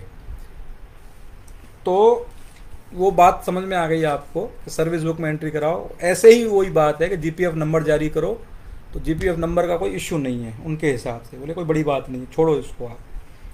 फिर हमने एक चीज़ कही उनको और साथियों को मालूम नहीं है, गवर्नमेंट का जो नियम है, गवर्नमेंट ये नियम कह रही है कि सारा पैसा रेवेन्यू में लो। हम ये, और उनका ऑर्डर ये कहता है कि रिटायरमेंट के समय वो जीपीएफ में आपका पैसा दे देंगे डाल के। हम ये कह रहे थे साहब रेवेन्यू हेड में आप सारा मत लो, सरकार का जो हिस्सा है वो रेवेन्यू हेड में लो, एम्प्लॉय का हिस्सा जीपीएफ 2004 या जीपीएफ एसएबी में डालिए। तो उन्होंने ये कहा कि इस बात को छोड़ दो, इस पे निर्णय हो चुका है और ऊपर हमने भेज दिया है, ये काम हो चुका है। आपका पैसा एम्प्लॉय का जीपीएफ 2004 में ही जमा होगा, रेवेन्यू में नहीं जाएगा। लेकिन एक बार वो रेवेन्यू में जाएगा, एक बार, और एक बार रेवेन्यू में जाके फिर वो चेक होगा किसका कितना पैसा है, क्या है। फिर आपके खातों में जैसे जैसे सेटल होता जाएगा वो आपके आता जाएगा। वो प्रोसीजरल क्या कहते हैं उसको, प्रक्रियागत चीज़ें हैं। बोले वो एक बार आएगा, जैसे जैसे आपके खातों में जाता जाएगा वो चला जाएगा। जिसका नहीं जाएगा फिर उसके पता करेंगे क्यों नहीं जा रहा है, किसका पैसा है, कहाँ अपडेट नहीं हो रहा, उसकी समस्याओं को सुलटाएंगे। फिर आपका डालना हमको जीपीएफ 2004 में ही है, ऐसी मंशा नहीं है कि रिटायरमेंट पे डालेंगे, वो पहले ही डाल देंगे। This is the under procedural बात बता रहे हैं। एक टिप्पणी आई है महेंद्र सिंह जी की, हाँ राज्य सरकार, ठीक है, राज्य सरकार ने भी चिट्ठी भेजी है एनएसडीएल को। अध्यक्ष साहब ने कल की मीटिंग में बताया था कि अब कोई निकाल रहा है तो उस पर अब ये नहीं पता कि एनएसडीएल ने रोका है कि नहीं रोका, राज्य सरकार ने रोकने के लिए चिट्ठी भेजी है, ये बात आपकी आ गई। अब ये पत्र पहले आ जाता तो असमंजस की स्थिति नहीं थी, ये बात सही है आपकी, पर कुछ उनको भी नहीं पता था कि इतनी भारी संख्या में पैसा निकलेगा। दोष तो इसमें किसी का नहीं है, आप लिख रहे हैं, ये तो परिस्थितिजन्य घटनाएं हैं, इसमें कोई दोष ना सरकार का है ना हमारा है। हमको लगा, हमने ले लिया, सरकार को पता लगी, कह रही है रोक लो। अब सरकार तो कोई कार्रवाई नहीं कर रही है आपके ऊपर, ना आपको दिसंबर तक के लिए बाउंड करेगी, वो किस्तें बढ़ाएंगी। जो कुछ हो गया उसका जो सुलटारा क्या है उस पर अब हम बात करें, क्यों हुआ, क्या हुआ, उन कारणों में मैं बताता जा रहा हूँ आपको क्या क्या संवाद हुआ। अब आगे क्या करना है हम उस पर बढ़ें। माननीय, जो हो गया उस पर यही है कि सरकार कोई कार्रवाई नहीं कर रही, क्या हुआ कैसे हुआ वो बात हम चर्चा कर चुके हैं, बार बार रिपीट नहीं करेंगे, अगले मुद्दों पे आएंगे। दोष किसी का नहीं है, दोष परिस्थितियों का है। सरकार को पता लगा तो सरकार ने कह दी भैया अब मत निकालो, और निकालोगे तो हम एक्शन करेंगे। ये रिटन में है, जाकिर जी को नमस्कार, लेकिन वो ऑफिशियली कोई एक्शन करने की उनकी कोई मंशा नहीं है। वो आपको रोकने के लिए वो करेंगे, इसके अलावा आपको रोकने का कोई हमारे पास चारा नहीं था, कोई इंस्ट्रूमेंट ही नहीं है। तो डायरेक्ट जिसका खाता अपडेट है वो तो डायरेक्ट निकाल लेगा, उसको कैसे रोकें, उनकी मजबूरी थी। तो फिर तो ये भी मुद्दा हो गया कि आपका पैसा जीपीएफ 2000 आपका हिस्सा, साथियों को पता नहीं नोटिफिकेशन की भाषा अंग्रेजी में है, उसकी जो हमने व्याख्या की वो ये कह रही थी कि रेवेन्यू हेड में है। हम कह रहे हैं साहब हमारा रेवेन्यू हेड में मत लो, हमारा हमारे में दे दो, अभी दे दो। वो कह रहे हैं बिल्कुल ये फैसला हो चुका है, आप निश्चिंत रहिए, फाइल गई है। ठीक है, तो ये गुड न्यूज़ हो गई है। फिर हमने कहा कि साहब कुछ पैसा ऐसा है कि जो एनएसडीएल में जमा नहीं हो पाया, किसी की दिसंबर का, नवंबर का, जनवरी का, फरवरी का, वो आपके यहाँ पड़ा है, उसमें से भी आप पूरा रेवेन्यू में ले रहे हैं। उसमें हमारा ये निवेदन था संगठन का, जो ये फाइल दी थी मोटी वाली, हमारा निवेदन था उसमें कि साहब उसमें एम्प्लॉय का हिस्सा जीपीएफ में डालो, जो पैसा एनएसडीएल में जाना था, जमा नहीं हुआ किसी कारण से, वो सारा आप रेवेन्यू में ले रहे हो, एम्प्लॉय का जीपीएफ में डालो। बोल रहे हैं उस पर भी फैसला हो गया, और उन्होंने बताया कि हमने पता कर लिया 29 करोड़ रुपया है ऐसा जो पीएफआरडीए को जाना था, जो नहीं गया। बहुत से कारण हो सकते हैं, देरी होती है, टाइम पे जमा नहीं हो रहा, पूरे देश में हो रहा है, टाइम पे जमा नहीं हो रहा। उस पर सीएजी की भी रिपोर्ट आई है टाइम पे नहीं जमा होने पे, और फाइनेंस मिनिस्ट्री भारत सरकार ने उसके नियम भी बना दिए हैं। अगर टाइम पे जमा नहीं हो रहा एम्प्लॉय का तो ब्याज दो। क्या ब्याज दो? जीपीएफ, राजस्थान से बाहर की बात है, ये अपने लिए नहीं है। ये टाइम पे जमा नहीं हो रहा तो उन्होंने उसका फैसला ये किया है कि सरकार नहीं दे रही तो सरकार जीपीएफ की ब्याज दे उस राज्य में या केंद्र में, और एम्प्लॉय का नहीं हो रहा तो एम्प्लॉय के खाते से नहीं कट रहा तो भी सरकार दे। तो काटने वाली तो सरकार है ना, एम्प्लॉय की गलती नहीं है, वो ब्याज उनको देनी है, वो अलग मामला है। तो वो जो पैसा है, ऐसा पैसा 29 करोड़ रुपए बताया उन्होंने, बोला हम उसको सॉर्ट आउट कर रहे हैं, उसका डाटा एसआईपीएफ के पास है, वो जैसे जैसे सॉर्ट आउट होता जाएगा आपके खातों में डल जाएगा, कोई चिंता नहीं करनी। तो ये भी गुड न्यूज़ है कि सब कुछ ट्रांसपेरेंट और फेयर हो रहा है। फिर हमने एक बात कही कि साहब आपने ऑर्डर तो निकाल दिए, पेंशन किसी को नहीं मिली है। तो वो बोले कि 351 केस हैं हमारे पास। हमने कहा कि साहब 3454 हैं। बोले बताओ कहाँ हैं। हमने आरटीआई दिखाई और टाइम्स ऑफ इंडिया की कटिंग दिखाई, जो आपके संगठन के बिहाफ पे टाइम्स ऑफ इंडिया में 6 बार न्यूज़ लगी है एनपीएससीएफआर की, महीने भर के अंदर या 20 दिन के अंदर 6 न्यूज़ लगी हैं, वो आपको वायरल की हैं। तो उन्होंने देखा उसको, डॉक्यूमेंट को। मेरे साथ बड़े भाई साहब थे, हमारे सीनियर वाइस प्रेसिडेंट जेपी कसवा जी, उन्होंने बताया उनको, डॉक्यूमेंट दिखाया तो बोले ठीक है। उनके पास पहले भी था, अब दोबारा उन्होंने देख लिया उस फाइल को, बोले ठीक है, लेकिन हमारे पास 351 मैं नोट करके लाया था, उन्होंने 351 बताए थे। मैंने कहा साहब 351 आपके पास इसलिए हैं क्योंकि विभाग ने पेंशन कुलक भरना ही बंद कर दिया। उन्होंने मार्गदर्शन मांगा कि क्या करना है, डायरेक्शन मांगे थे। तो चिट्ठी गई थी आपके यहाँ से 17/7/22 को, एसआईपीएफ की मैडम हैं डायरेक्टर कल्पना जी अग्रवाल, शायद मेरे हिसाब से ठीक नाम है। तो उन्होंने कहा कि अभी टाइम लगेगा, ये कारण उन्होंने 3-4 कारण दिए, इसीलिए वो आप लोग भर नहीं पाए, डीडीओ ने भर के नहीं दिए, इसीलिए 351 हैं। हमने कहा कि साहब किसी एक की तो चालू करो। हिमाचल के सीएम साहब कह रहे हैं कि राजस्थान में पेंशन के आदेश झूठे, किसी को पेंशन नहीं मिली। तो बोले एक नहीं, जितने हमारे पास प्रकरण आ गए उन सबकी पेंशन इस महीने में, अक्टूबर महीने में, ये अक्टूबर ही चल रहा है, अक्टूबर में आपकी पेंशन शुरू हो जाएगी, निश्चिंत रूप से हो। हमने कहा कि साहब जितनों की, हमने कहा एक आध की कर दो, हम उसको बैंड बाजा बारात निकालेंगे पूरे राजस्थान में, देश को बताएंगे पेंशन शुरू हो गई हमारे यहाँ। आप शेयर भी कीजिए, सुनते रहिए, शेयर भी कीजिए।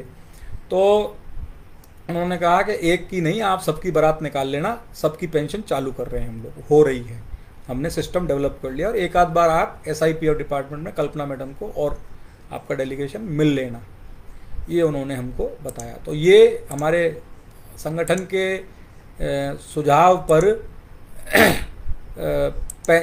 रिटायर कर्मचारियों का एक डेलीगेशन भी एनपीएससीएफआर के नेतृत्व में मुख्यमंत्री कार्यालय में गया था। आपको पता है उसकी खबर टाइम्स ऑफ इंडिया में भी छपी थी। उसके बाद भी थोड़ी सी तेज़ी आई है और वो काम होना है। और वो सीएम साहब को भी हमने बताया था भरतपुर हेलीपैड पे, भरतपुर में कुमेर में जब आए थे ग्रामीण ओलंपिक में, कि साहब ये इशू आ रहा है, वो बदनाम कर रहे हैं राजस्थान सरकार को। तो बोले आप उनको काउंटर करो। माननीय हमारे पर्यटन मंत्री जी ने कहा कि आप उनको काउंटर करो वहाँ पे।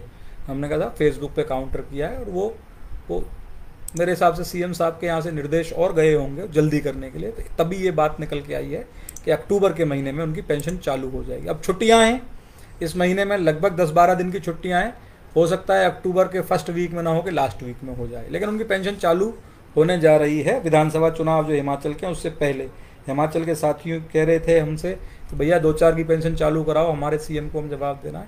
तो उनके लिए बिल्कुल ये उन्होंने कह दिया है कि हो जाएगी। ये इशू भी अपन समाप्त मान लेते हैं। और डेथ वाले एक गुड न्यूज़ और सुनो, रिटायर कर्मचारियों को आपको बताना है, उनको पता नहीं है।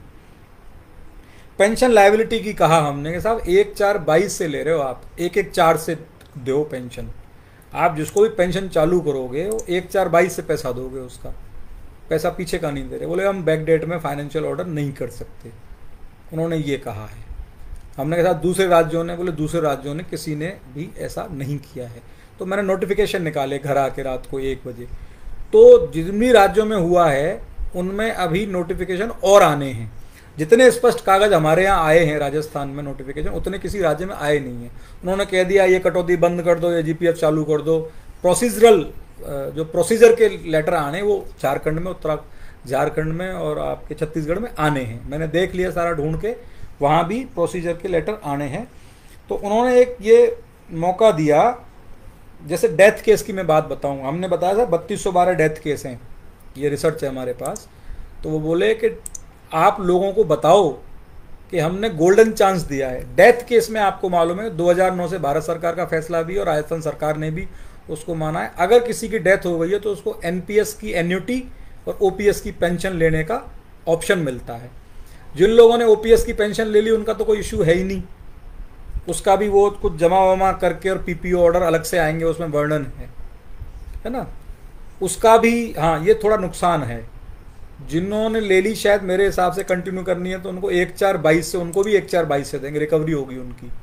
इसको और क्लियर करेंगे हम फाइनेंस में दोबारा जाके ओपीएस वालों की, ऐसा हमें लग रहा है। क्योंकि 2.25 घंटे की बात हो गई तो कई इशू हमसे भी छूट गए। ये रिकवरी हो सकती है, उनको 1/4/22 से लागू होगी पहले वालों को, अगर जारी रखनी है। ये ऑर्डर में लिखा है पीपी ऑर्डर वगैरह। अब जिन्होंने एनपीएस ले ली डेथ केस में, ओपीएस की जगह ऑप्शन नहीं भरा, पता नहीं था, एनपीएस ले ली, उनको उनका कहना है कि आप प्रचार करो, गोल्डन चांस दे रहे हैं आपको ओल्ड पेंशन लेने का।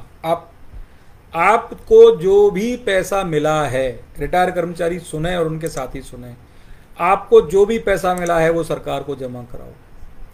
मतलब ये नहीं है कि आधा अपना हिस्सा तो हम रख लें, रिटायर कर्मचारी चाहे 1/4/22 के बाद वाले हैं या पहले वाले हैं, या डेथ वाला केस हो, कोई भी केस हो रिटायर, कि आधा हम रख लें और आधा सरकार को दे दें, ऐसे नहीं है।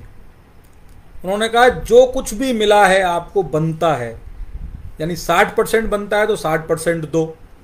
40% की आपने एन्युटी ले ली, वो एन्युटी आप लो बैंक से, नहीं लो उसको बंद कराओ प्राइवेट पेंशन को, उससे सरकार को कोई लेना देना नहीं। उस 40% को भी हमको दो। जैसे आप कहाँ से लाएंगे, बोले कहीं से भी लाओ अगर पेंशन लानी है। 60% मिलता है नगद, वो जमा कराओ।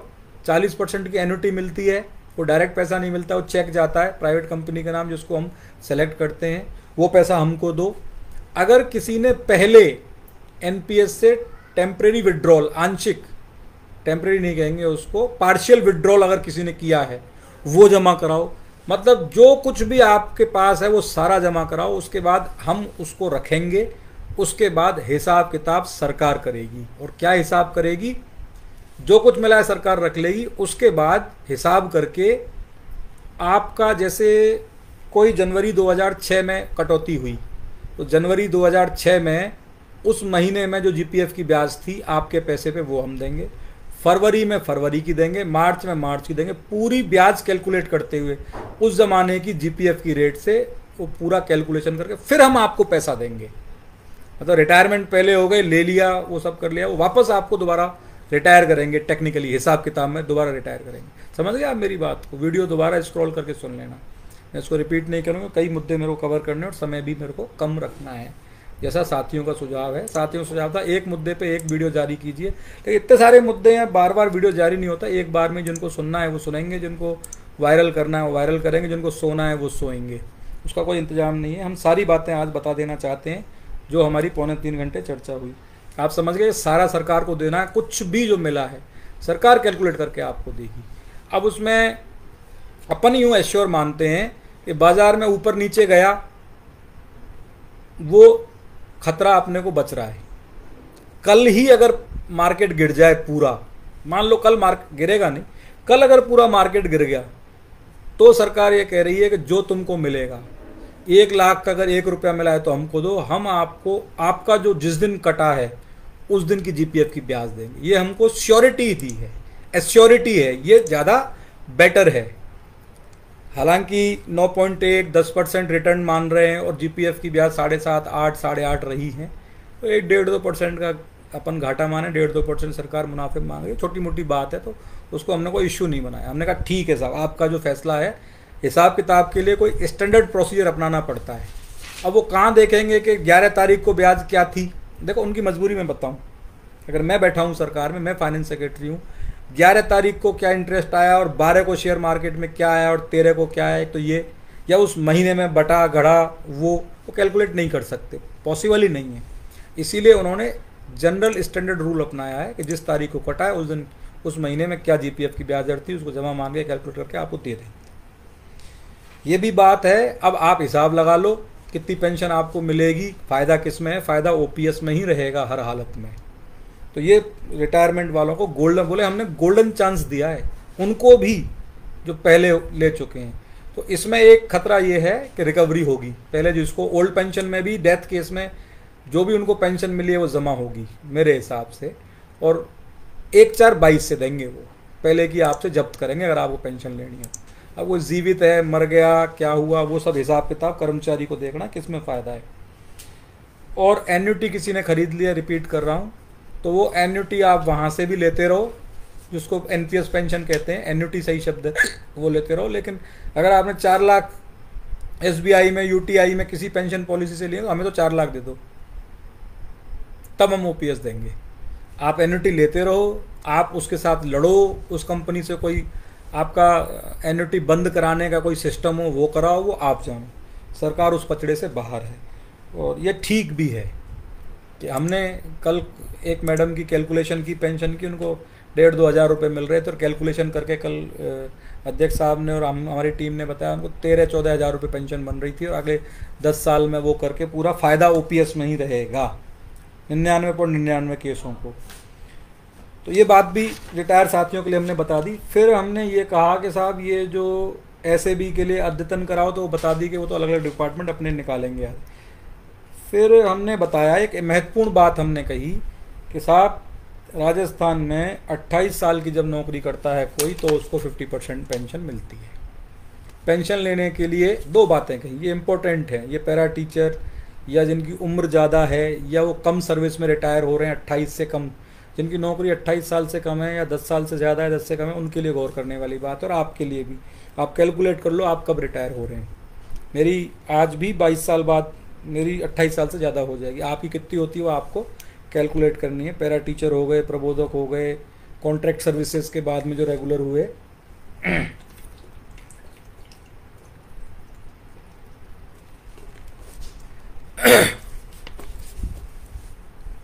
कॉफ़ी मिल जाएगी, अब देखना गुड़िया को अगर संभव हो तो कॉफ़ी पिला दो, तो विदाउट शुगर। तो हमने कहा कि साहब सरकार ने जो है भर्ती नियमों में उम्र की सीमा में छूट दी, और अभी लेटेस्ट सीएम साहब ने फिर छूट दी है, 40 साल की छूट दे रखी है। उसके ऊपर कोई SC ST OBC है, पैरामिलिट्री है, फौजी है, उसको अलग छूट है। और एक टाइम पे परित्यक्ता विधवा महिला साथियों की नौकरी हुई तो 59 साल तक की, मैं कहता हूँ 60 साल में जिसका एक दिन कम था उसको भी नौकरी की छूट दी। अब उनकी लेंथ ऑफ सर्विस तो रहेगी नहीं इतनी, तो हमने ये कहा कि जिसकी 10 साल से कम नौकरी है, जिसकी 10 साल से कम नौकरी है, ये पॉइंट नोट करें, उसको आप 10 साल पे तो आप पेंशन देते हो, 10 से ऊपर, कुछ 15 कहते हैं, 15 नहीं है, राजस्थान 10 है, केंद्र में भी 10 है।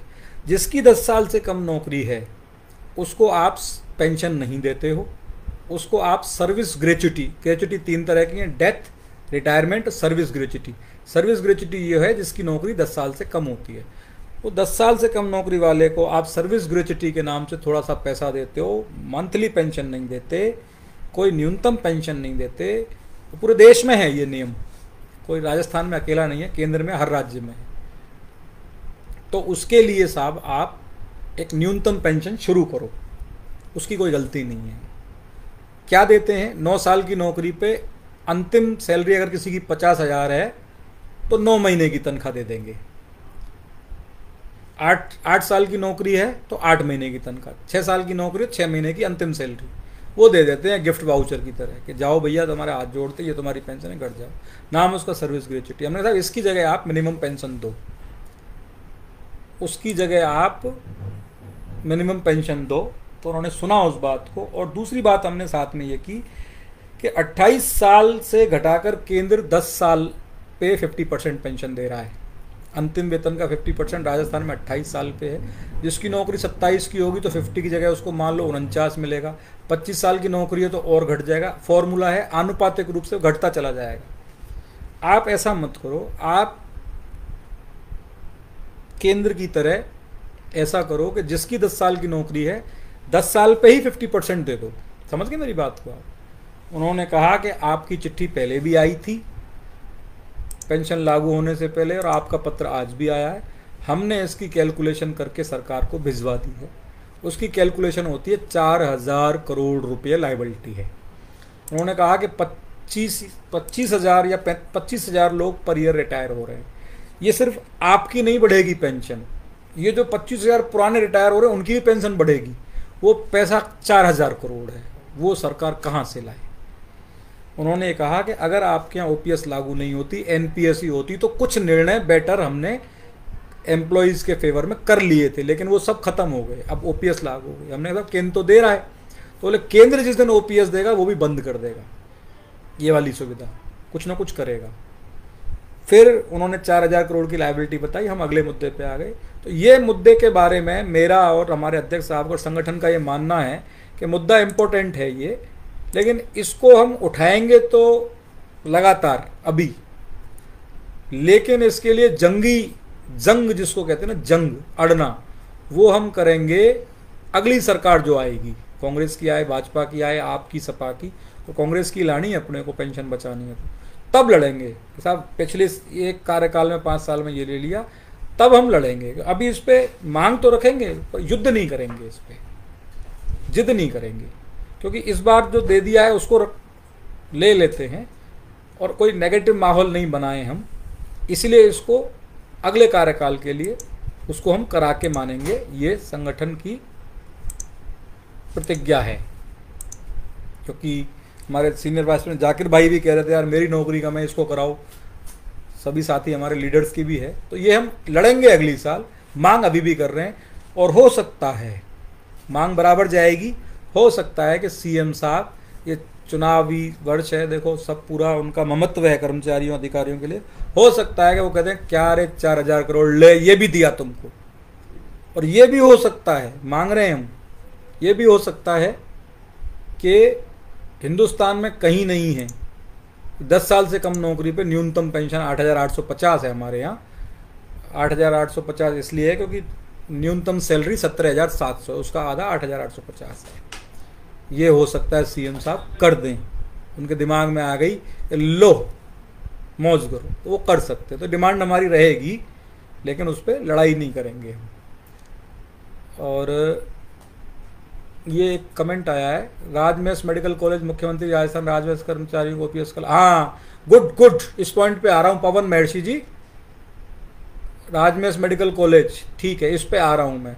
ये आपका बिंदु आगे आ रहा है। ये बिंदु ये है कि जो, इसको पहले लेता हूँ, जो ऑटोनोमस बॉडीज 20 नहीं, मुरारी जी लिख रहे हैं कि 20 साल होनी चाहिए क्वालिफाइंग, 20 नहीं 10।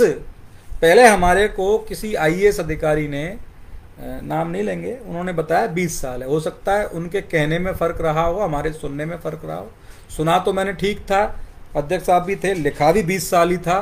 बोले उन्होंने 2013 से 20 साल कर दी, लेकिन जब हमने डॉक्यूमेंट निकाले केंद्र के 1972 के पेंशन नियम आज की तारीख में अपडेट हो गए, उनको कहा जाता है 2021 केंद्रीय सिविल सेवा पेंशन नियम, central civil service pension rule 2021 हो गए। अब 1972 को अपडेट कर दिया, जैसे हमारे यहाँ अपडेट करते हैं ना, सब जगह होता है। तो उसके अंदर जो डॉक्यूमेंट हमने लगाया है, इसमें लगाया है कि सब 10 साल है, तो 20 नहीं है, 20 को भूल जाओ, 10 है। पहले हम ही कह रहे थे 20 है, क्योंकि डॉक्यूमेंटेशन पे नहीं आए थे, वर्बली हमको किसी IAS फाइनेंस के ने बताया था, उनकी जानकारी नहीं रही होगी, है ना, केंद्र का क्यों देखें वो। तो अभी वो 10 है, तो 10 साल की बात कर रहे हैं। तो जो साथी राजमेश की बात कर रहे हैं उनको मैं गुड न्यूज़ दे रहा हूँ, बहुत बड़ी गुड न्यूज़ है। रोडवेज, बिजली विभाग, अब सुन लीजिए, रोडवेज, बिजली विभाग और OPS जब लागू की तो ये देना यार, पानी पिलाओ थोड़ा। OPS जब लागू की तो उसमें एक क्लॉज डाला था कि वो विश्वविद्यालय ऑटोनोमस बॉडी जिनका गठन 1/1/4 के बाद हुआ है उन पर NPS ही लागू रहेगी, ये उन्होंने लिखा था। और संगठन ने पहले भी बताया था कि आप लोगों के लिए जो NPS में हैं उनके लिए सरकार रिसर्च कर रही है। एक हमारे को जानकारी इंटरनल मिली थी, वो चीज़ प्रूफ हो गई है। राजमहस हो या कोई भी हो या कोई यूनिवर्सिटी है, तो 75 यूनिवर्सिटीज़ का डाटा उन्होंने मीटिंग करके कलेक्ट करके तैयार कर लिया है। कितनी यूनिवर्सिटी है मुझे नहीं पता, 1/1/4 के बाद उन्होंने कहा 75 का काम हमने कर दिया है। उनकी मीटिंग हो गई है, रोज़ाना मीटिंग होती है उनकी 3-3, 4-4 यूनिवर्सिटीज़ से। उनमें पुरानी पेंशन, उन्होंने टेक्निकल शब्द पे आ रहा हूँ, मतलब देसी भाषा में क्या कहेंगे, सरकार उनको पुरानी पेंशन देने जा रही है। टेक्निकल शब्द क्या है? टेक्निकल शब्द ये है कि कैबिनेट के पास भेजा है, कैबिनेट निर्णय करेगी, ये बात हमको बताई गई। जब तैयारी हुई है, कैलकुलेशन हुई है, तो कैबिनेट, उसमें कोई फाइनेंशियल बर्डन वाला भी कोई इश्यू नहीं है, क्योंकि उनका पेंशन फंड का सिस्टम वो मैं बताया था। तो ये हम अपने बिहाफ पे कह सकते हैं, वित्त विभाग के बिहाफ पे नहीं कह रहे, कि बिल्कुल उनकी चालू हो रही है, जो तैयारी चल रही है इस बजट में या उससे पहले। अब की बार बजट में धमाका करेंगे CM साहब, और जो अच्छी अच्छी डिमांड्स हैं वो हमने पहुंचाई हैं उनको। भयंकर धमाका होने वाला है, शानदार धमाका होने वाला है, जो बजट में शायद फरवरी-मार्च में आएगा। तो राजमहस तो छोड़ो, जो भी ऑटोनोमस बॉडीज हैं सब में पेंशन चालू होगी। प्लस विद्युत power sector, AVVNL, JVVNL, VVVNL, Ajmer का NL, ये अलग अलग NL एनुअल बना रखे हैं, उनमें निजीकरण चल रहा है, लेकिन उनमें भी पुरानी पेंशन देने की सरकार मंशा रखती है, और उनका हिसाब किताब उन्होंने कर लिया है, उनके सिस्टम अलग हैं। यानी कि हमने जो पहला डिमांड थी हमारी, पुराने पेंशन से पहले ही हमने कहा था, OPS लागू होने से पहले भी कहा था और अब भी कहा है कि जहाँ CPF है, जहाँ EPF है, वहाँ OPS दीजिए साहब। जब NPS का GPF कर सकते हैं तो EPF और CPF का क्यों नहीं कर सकते? तो उन्होंने कहा कि EPF में थोड़ी दिक्कत आएगी, उसमें काम उनका चल रहा है, उनका 15 दिन और लगेंगे मेरे को, वित्त विभाग को उसका पूरा निचोड़ रहे हैं। और EPF मामला होता है सेंट्रल गवर्नमेंट से गवर्न, एम्प्लॉयज प्रोविडेंट फंड निजी क्षेत्र में होता है, आपको जानकारी, और सरकारी सेक्टर में होता है। ये आपके जयपुर में मेट्रो चलती है ना, उसमें EPF है, मेरी बात हुई थी, उसमें है, और कई जगह रोडवेज में भी EPF है। रोडवेज के साथियों को जब खुशखबरी थी, बोले हमारे EPF, तो वो पैसा, उसका पैसा जैसे NPS का जमा है ना, PFRD NSDL सेंटर में, फाइनेंस मिनिस्ट्री के अधीन है, ऐसे EPF का भी केंद्र सरकार के पास है। वहाँ से पैसा निकालने के बारे में वो कोई सिस्टम क्रिएट करेंगे, मंशा उनकी पूरी है। उसमें आपको पता होना चाहिए, EPF में पहले 100 रुपये पेंशन मिलती थी, मिनिमम पेंशन 100 रुपये थी। क्या थी? कुछ नहीं थी। मनमोहन जी ने उसको 1000 रुपये मिनिमम किया। वहाँ 1000 रुपये मिनिमम पेंशन है और मैक्सिमम पेंशन 7500 रुपये। बीकानेर के साथी देव साहब सुन रहे होंगे, मिनिमम 1000 है, मैक्सिमम 7500 है वहाँ EPF में। उनसे केंद्र से पैसा लेके क्या सिस्टम बनाएंगे, वो भी वो करना चाहते हैं। मतलब पेंशन के नाम में राजस्थान में कोई भी NPS टाइप में नहीं रह पाएगा। EPF भी खत्म करने की तैयारी कर रहे हैं वो लोग, और CPF भी खत्म, सिर्फ GPF होगा, सबको पेंशन मिलेगी, ये तैयारी।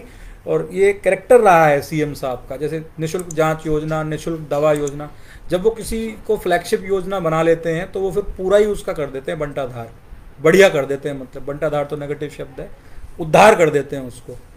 तो ये उनका मंशा है जो हमारे को मिली है और ये गुड न्यूज़ है। अब साथी कह रहे हैं कब तक होगा भैया, ये बात ना हम पूछ पाए ना हमें बताई, कब होगा तारीख बताओ, ये हमें भी नहीं पता, ना उन्होंने बताई ना हम पूछ सकते थे। काम चल रहा है, मामला कैबिनेट के पास है। आगे चलूं सर, गुड न्यूज़ दे दी आपको। उम्र सीमा वाली बात हो ही गई, तो उन्होंने लायबिलिटी 4000 करोड़ रुपए की बताई है, उसको उसमें भी फैसला सीएम साहब को करना है, पर उम्मीद कम है। 28 साल से 10 साल होने में 10 से कम में अभी उम्मीद कम है। ना हम उस पर ज़्यादा जोर दे के कोई अवैज्ञानिक स्थिति और असहज माहौल सरकार के खिलाफ हम करना भी नहीं चाहते। उसको जो कुछ ले लिया ठीक है, जो कुछ रह गया उसको अगली सरकार 5 साल लड़ना ही है। कर्मचारी यूनियनों का काम लड़ना ही है और मांगना ही है डिमांड्स को, वो तब करेंगे। खुल के कह रहे हैं आपके है ना। ये पन्ना मैं पलट देता हूँ। हमने कहा था वित्तीय भार नहीं आएगा, कम नहीं आएगा, बहुत कम पड़ेगा। उन्होंने कहा भैया कैसे नहीं आएगा वित्तीय भार, तुम्हारा गिन रहे हो, पैरा टीचर्स को गिन रहे हो, विधवा इनको गिन रहे हो, थैंक यू। उनको गिनो ना जो पीछे से 1/4 से पहले लगे, उनको भी तो पेंशन बढ़ा के देनी पड़ेगी भैया, उनका कैसे होगा। तो उन्होंने वित्तीय भार कैलकुलेट कर लिया और भेज दिया सीएम साहब को कि 4000 करोड़ रुपए मिलेंगे। फैसला उनको ही करना है। अब फिर एक पॉइंट आया, ये मैंने ले लिया ऐसे 19 मई के नोटिफिकेशन 12(3) वित्त नियम 2022 के अंदर बिंदु नियम 1 के उपनियम 2 में वर्णित ऐसे संस्थान 114 उससे वहाँ भी मानवीय दृष्टिकोण 114 के बाद गठित हुए हैं, एनपीएस है, वो मैंने बता दिया आपको। और दूसरा उपनियम 2 में रोडवेज विद्युत विभाग, ये भी मैंने आपको बता दिया। और ये भी एक पॉइंट था, कुछ पुरानी पेंशन विरोधी मुख्यमंत्री कह रहे हैं कि राजस्थान में पेंशन बहाल नहीं हुई, सब बकवास है, वो पेंशन चालू करो, वो भी पेंशन चालू हो रही है। हमने ये भी लिखा कि साहब राज्य बीमा विभाग की चिट्ठी नंबर ये जो है 17/7/22 है शायद डेट, उसमें वो कारण बता रहे हैं पेंशन दावों के निस्तारण में तो पायलट प्रोजेक्ट बना के तुरंत करें, तो वो भी वो उन्होंने वो बात में बता चुका हूँ, वो भी काम हो ही पेंशन दे ही रहे हैं। 30 करोड़ का डाटा है जो जमा नहीं हुआ एनएसडीएल में, वो भी मैं आपको बता चुका हूँ। अगले मुद्दे पे आ रहा हूँ। हिमाचल की तरह फैमिली पेंशन, आपको साथियों मालूम होना चाहिए कि जो आदमी 80 साल जो पेंशनर 80 साल जिंदा रहता है, तो 80 साल से 85 साल तक उसको 20% एडिशनल पेंशन मिलती है। शब्द क्या पकड़ना है, अतिरिक्त पेंशन, एडिशनल पेंशन। 85 से 90 के बीच में जिएगा तो उसको 30%, 90 से 95 पे 40%, 95 से 100 पे 50%, और 100 साल से ऊपर गया तो उसकी पेंशन 100% बढ़ जाती है, डबल। उसको कहते हैं अतिरिक्त पेंशन। ये व्यवस्था केंद्र में भी है और राजस्थान में भी और हिमाचल में भी है, ये मिलती है। हमने ये कहा है कि इसके कि साहब आजकल लोग नहीं जी पा रहे इतना, thyroid, BP, sugar, non communicable disease नहीं जी रहे लोग। आप तो कह रहे हो, आपके आंकड़े ये कह रहे हैं कि अच्छा खा रहे हैं, अच्छा पी रहे हैं, ज़्यादा जी रहे हैं। ये राजीव मेहर्षि जी के आर्टिकल में था पुरानी पेंशन के खिलाफ, जो उनका इंडियन एक्सप्रेस में छपा कि अच्छा खा रहे हैं, अच्छा पी रहे हैं, अच्छा जी रहे हैं, ज़्यादा जी रहे हैं तो पेंशन देनी पड़ रही है। ये इस तरह की बात थी। हमने कहा था हमारे हिसाब से नहीं जी रहा, हमें कोई नहीं मिल रहा 80 साल का, ऐसे सब उतना नहीं जी पाते। इसीलिए आप एडिशनल पेंशन, अतिरिक्त पेंशन के अलावा 65 से 70 साल पे 5%, 70 से 75 पे 10%, 75 से 80 पे 15% पेंशन भत्ता दीजिए। 80 से जो एडिशनल पेंशन होती है उससे पहले ही 65 साल पे ही आप दे दो साहब हमारे को 5%, 65 से 70 पे, 70 से 75 पे 10%, और 75 से 80 पे 15% दे दो आप, हिमाचल की तरह। बोला क्यों मांग रहे हो आप? उन्होंने कहा आप क्यों मांग रहे हो? हमने कहा है आपका नियम जो है एडिशनल पेंशन देने का, या केंद्र सरकार का नियम है या हिमाचल का है, आप क्यों देते हो 80 साल से 85 साल पे 20% एडिशनल पेंशन, अतिरिक्त पेंशन? उसका लॉजिक क्या है? उसका लॉजिक ये है कि जैसे जैसे बूढ़ा होगा, इलाज के और तमाम खर्चे बढ़ेंगे, तो उसको वो उसका सम्मान, वो जो पैसा रह जाता है ना 50% कम पड़ता है, उम्र बढ़ जाती है, खर्चे ज़्यादा हो जाते हैं, इसलिए आप देते हो। तो अभी 65 साल में भी वही लॉजिक लगा रहे हैं हम लोग, इसलिए आप दो। वो कह रहे हैं कि ये डिमांड का हमने कैलकुलेशन कर लिया है, इसकी गणना कर ली है, इसका सब कुछ करके हमने सरकार को भेज दिया है, निर्णय सरकार को करना है। तो मुझे और एज ए संगठन उम्मीद है इस बजट में शायद ये मास्टर स्ट्रोक सीएम साहब खेल जाएं और ये कर दें। सेवा पुस्तिका वाला मैं बता चुका हूँ आपको। फिर हमने ये कहा कि साहब पति पत्नी दोनों सरकारी नौकरी में हो। ये आरजीएचएस की मांग भी फेडरेशन की हुई थी। जिस दिन पेंशन की मांग की थी अपनी ये जो कोरोना में वीडियो कॉन्फ्रेंस, उसमें विशाल जी से मैं आज मिल के आया, उसमें आरजीएचएस की भी मांग की थी। आपको वीडियो आपने देखा हो। हमारा शब्द आरजीएचएस नहीं था, हमारा था पुरानी लोगों को जो आप पेंशनर्स को जो आप मेडिकल फैसिलिटी देते हो वो दो। उसका नाम मैं भूल रहा हूँ अभी, तो आरजीएचएस याद है। तो उसके बाद ये आरजीएचएस, वो 2-3 साल पहले की बात है कोरोना में, उसके बाद ये आरजीएचएस शुरू हुई। ये संगठन की डिमांड थी प्रमुख, और सरकार को भी कुछ बेटर लगा उसमें। आरजीएचएस में आपके सारे आते हैं, मंत्री सांसद, उनको भी आरजीएचएस है, आपको भी आरजीएचएस है, अच्छी योजना है। तो हमने कहा कि साहब मियाँ बीवी जब दोनों नौकरी में होते हैं दोनों का पैसा कटता है। हम ये कह रहे हैं किसी एक का काट लो जिसका ज़्यादा हो, दोनों का क्यों काट रहे हो। तो उन्होंने कहा कि राजस्थान सर्विस रूल्स के अंदर एक एम्प्लॉय जो है वो अपनी इंडिविजुअल कैपेसिटी में है। जैसे मियाँ जी सरकारी नौकरी में हैं तो पति महोदय को हाउस रेंट मिलता है, पत्नी को भी हाउस रेंट मिलता है। बोले हम दोनों की जगह एक मकान में रहते हैं तो एक हाउस रेंट तो नहीं दे रहे, दोनों को 2 हाउस रेंट दे रहे। हमने जनरली माना हुआ है कि इंडिविजुअल कैपेसिटी में, इसीलिए दोनों का आरजीएचएस काटते हैं। बोले हमारे आरएसआर में उल्लेख है और इसको हम बदलना नहीं चाहते क्योंकि विसंगतियाँ होंगी सिर्फ आरजीएचएस के लिए। फिर सवाल ये भी उठेगा कोर्ट में, एक बार आपको पता हो मकान किराया भत्ता रोक लिया गया था, कोर्ट का फैसला था, फिर सरकार ने कुछ करके नियम वियम बना के उसको वापस चालू किया था। मियाँ एक किसी ने लगा दी थी आरटीआई, हमारे भरतपुर के ही मित्र थे, तेज तर्रार, नाम भी जानता हूँ। अब वो दुनिया में नहीं है, उनका लीवर ख़राब हो गया विभिन्न कारणों से और चले गए वो छोड़ के। मेरे ही विभाग में मेरे समकक्ष थे और सीनियर थे चिकित्सा विभाग में। उन्होंने ही लगाई थी एक कोर्ट में अर्जी, पता नहीं उनको क्या तकलीफ थी। बोले दोनों हस्बैंड वाइफ मकान किराया भत्ता ले रहे, तो कोर्ट ने उसको रोक भी दिया, बाद में सरकार ने उसको बहाल कर दिया। तो कर्मचारी अपनी इंडिविजुअल कैपेसिटी में है, इसलिए जो है इसको जो है दोनों की काटेंगे। पर एक गुड न्यूज़ और हमने फेसबुक पे डाली अभी, एक सुविधा जो हस्बैंड वाइफ दोनों का आरजीएचएस कट रहा है उनको ये फैसिलिटी है कि महिला अपने मदर फादर को उसमें जोड़ सकती है। फैमिली में मैं और मेरी पत्नी, तो फैमिली में जनरली मेरी पत्नी के मदर फादर काउंट नहीं होते, मैं, मेरे बच्चे, मेरे बूढ़े माँ बाप और मेरी पत्नी, ये कवर होते हैं और दोनों का पैसा कटता है। लेकिन ये फैसिलिटी दी गई है जिन दोनों मियाँ बीबी का पैसा कट रहा है आरजीएचएस में, पत्नी अपने मदर फादर को, ये हमने डाला है इसमें फेसबुक, इसी ग्रुप में आपको मिल जाएगा, जोड़ सकती है। आरजीएचएस वेबसाइट पे जाके उसमें सेलेक्ट करके पूरा डाला है हमने। उनके इलाज के लिए आरजीएचएस के लिए महिला अगर पैसा कटा रही है, सरकारी कर्मचारी है, तो पति के तो हैं ही मदर फादर, पत्नी के भी जुड़ सकते हैं। ये गुड न्यूज़ है, इसकी जानकारी नहीं थी, ये हमने डाली है। हमने ये कहा था आरजीएचएस योजना में कुछ काजू बादाम खा रहे हैं, तो हमारे भरतपुर से 2.5-3 लाख पत्रिका में छपा था, 2.5-3 लाख के काजू बादाम खा गए। वो बोले कि भाई देखो 10% तो सब जगह गड़बड़ होती है।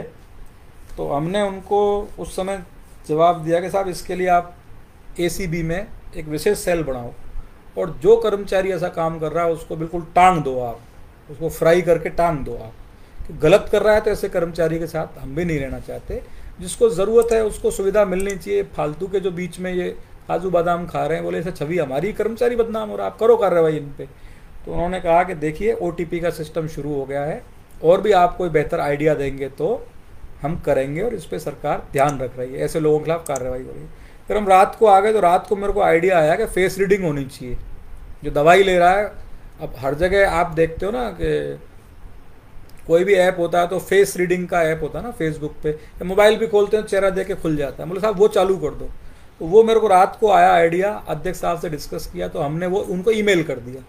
आइडिया हमने दे दिया कि जो दवाई ले रहा है उसका फ़ोटो खींच के दो, आप फ़ोटो लो, कोई सिस्टम डेवलप करो। अब वो करते नहीं करते, हमने सुझाव दिया है दुरुपयोग रोकने के लिए। और संगठन की इज्जत भी इसलिए है सरकार की नज़रों में, हम प्राइम ऑर्गेनाइजेशन हैं क्योंकि हम अच्छी अच्छी बात भी करते हैं और सही बात भी करते हैं, सिर्फ लेते लेते ही नहीं है।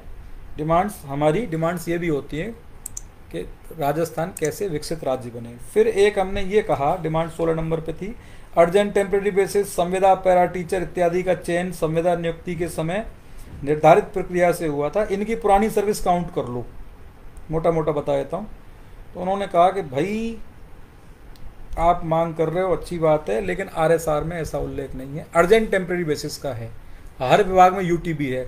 उसमें भी उन्होंने बताया कि डीओपी के अंदर पोस्ट खाली, मतलब सैंक्शन पोस्टों के विरुद्ध अगर लगा है, यूटीबी जो भी होता है अर्जेंट टेम्परेरी बेसिस, जहाँ भी टेक्निकल चीज़ है ये, वो उस विभाग में रेगुलर पोस्ट खाली होती हैं, उसके विरुद्ध ही यूटीबी निकलती है अर्जेंट टेम्परेरी बेसिस, उसका नियम है आरएसआर का पूरा। तो उनके लिए तो सर्विस काउंट पेंशन के लिए जो है उसका नियम है, लेकिन जो संविदा है उनका कोई नियम नहीं है आरएसआर में। इसीलिए दावे हो रहे हैं, कोर्ट में परेशानी आ रही है। उमा देवी के कोर्ट केस का जिक्र किया, बोले इसीलिए हमने जो संविदा नियम बनाए हैं ताकि कुछ चीज़ें ठीक हो सकें। तो वो अभी मूड नहीं है सरकार का, जो वार्ता से हमें लगा पुरानी सर्विस काउंट करने का, लेकिन ये डिमांड हमारी रहेगी। मांग आज भी जारी है, लेकिन इस पर युद्ध जो करेंगे अपन, जिद जो करेंगे सरकार से, लड़ाई बढ़ाई जो करेंगे, वो अगले कार्यकाल में करेंगे, क्योंकि अभी हम कोई असहज स्थिति नहीं करना चाहते। हमने कहा कि साहब सामान्य स्टेट इंश्योरेंस और जीपीएफ के खाते अपडेट कराओ, तो बोले वो सारा पेपरलेस होगा। और उन्होंने स्पष्ट रूप से कहा कि 31 मार्च 2023 के बाद, उससे पहले जो अपडेट हो गया हम स्पष्ट निकाल देंगे, वो अपडेट हो गया। जिसका अपडेट नहीं हुआ उसका कुछ नहीं होगा। पूरा जीपीएफ एसआई डिपार्टमेंट पेपरलेस करने की तैयारी है। बोले हम तो दिसंबर में कर रहे थे, लेकिन अब अचानक से कर्मचारियों में प्रेशर आएगा, घबराहट फैल जाएगी, फिर हल्ला होगा, इसीलिए नहीं कर रहे उसको। हमारा टारगेट है 31 मार्च तक तो सारे अपडेट होने। उन्होंने सिस्टम बताया, बोले कोई अपडेट में कोई दिक्कत आ रही है, उस पर भी हमने संगठन ने अभी अध्ययन करना है, उसको प्रैक्टिकली देखना है। मतलब कोई दिक्कत आ रही है तो वेद प्रकाश जी को ईमेल करो। वेद प्रकाश जी कौन है? वेद प्रकाश जी हैं इंश्योरेंस डिपार्टमेंट में, मतलब फाइनेंस इंश्योरेंस पोस्ट है उनकी, जॉइंट सेक्रेटरी फाइनेंस इंश्योरेंस। वो आप गूगल कर देना, उनका ईमेल वगैरह आप उनको भेज सकते हैं। उनका पूरा पेपरलेस करने का है। हमने कहा कि साहब स्टेट इंश्योरेंस में 2 स्टेप आप अधिक कटौती की छूट देते हो और उसको और बढ़ाओ और नए स्टेप लगाओ। तो बोले वो तो आपका जो स्लैब है वो बढ़ेगा। जैसे 2100 का स्लैब है, फिर 3500 का स्लैब है उदाहरण के लिए, फिर 7000 का स्लैब है। बोले स्लैब बढ़ेंगे आपके, और कटौती आप ज़्यादा, आप जो सुझाव दे रहे हो एसआईपीएफ डिपार्टमेंट में कल्पना मैडम को जाके दो। और उसमें भी नियम है कि वो 2 स्टेप ऐसे ही नहीं कटा सकता आदमी, उसका मेडिकल होता है पूरा, क्योंकि वो बीमा है।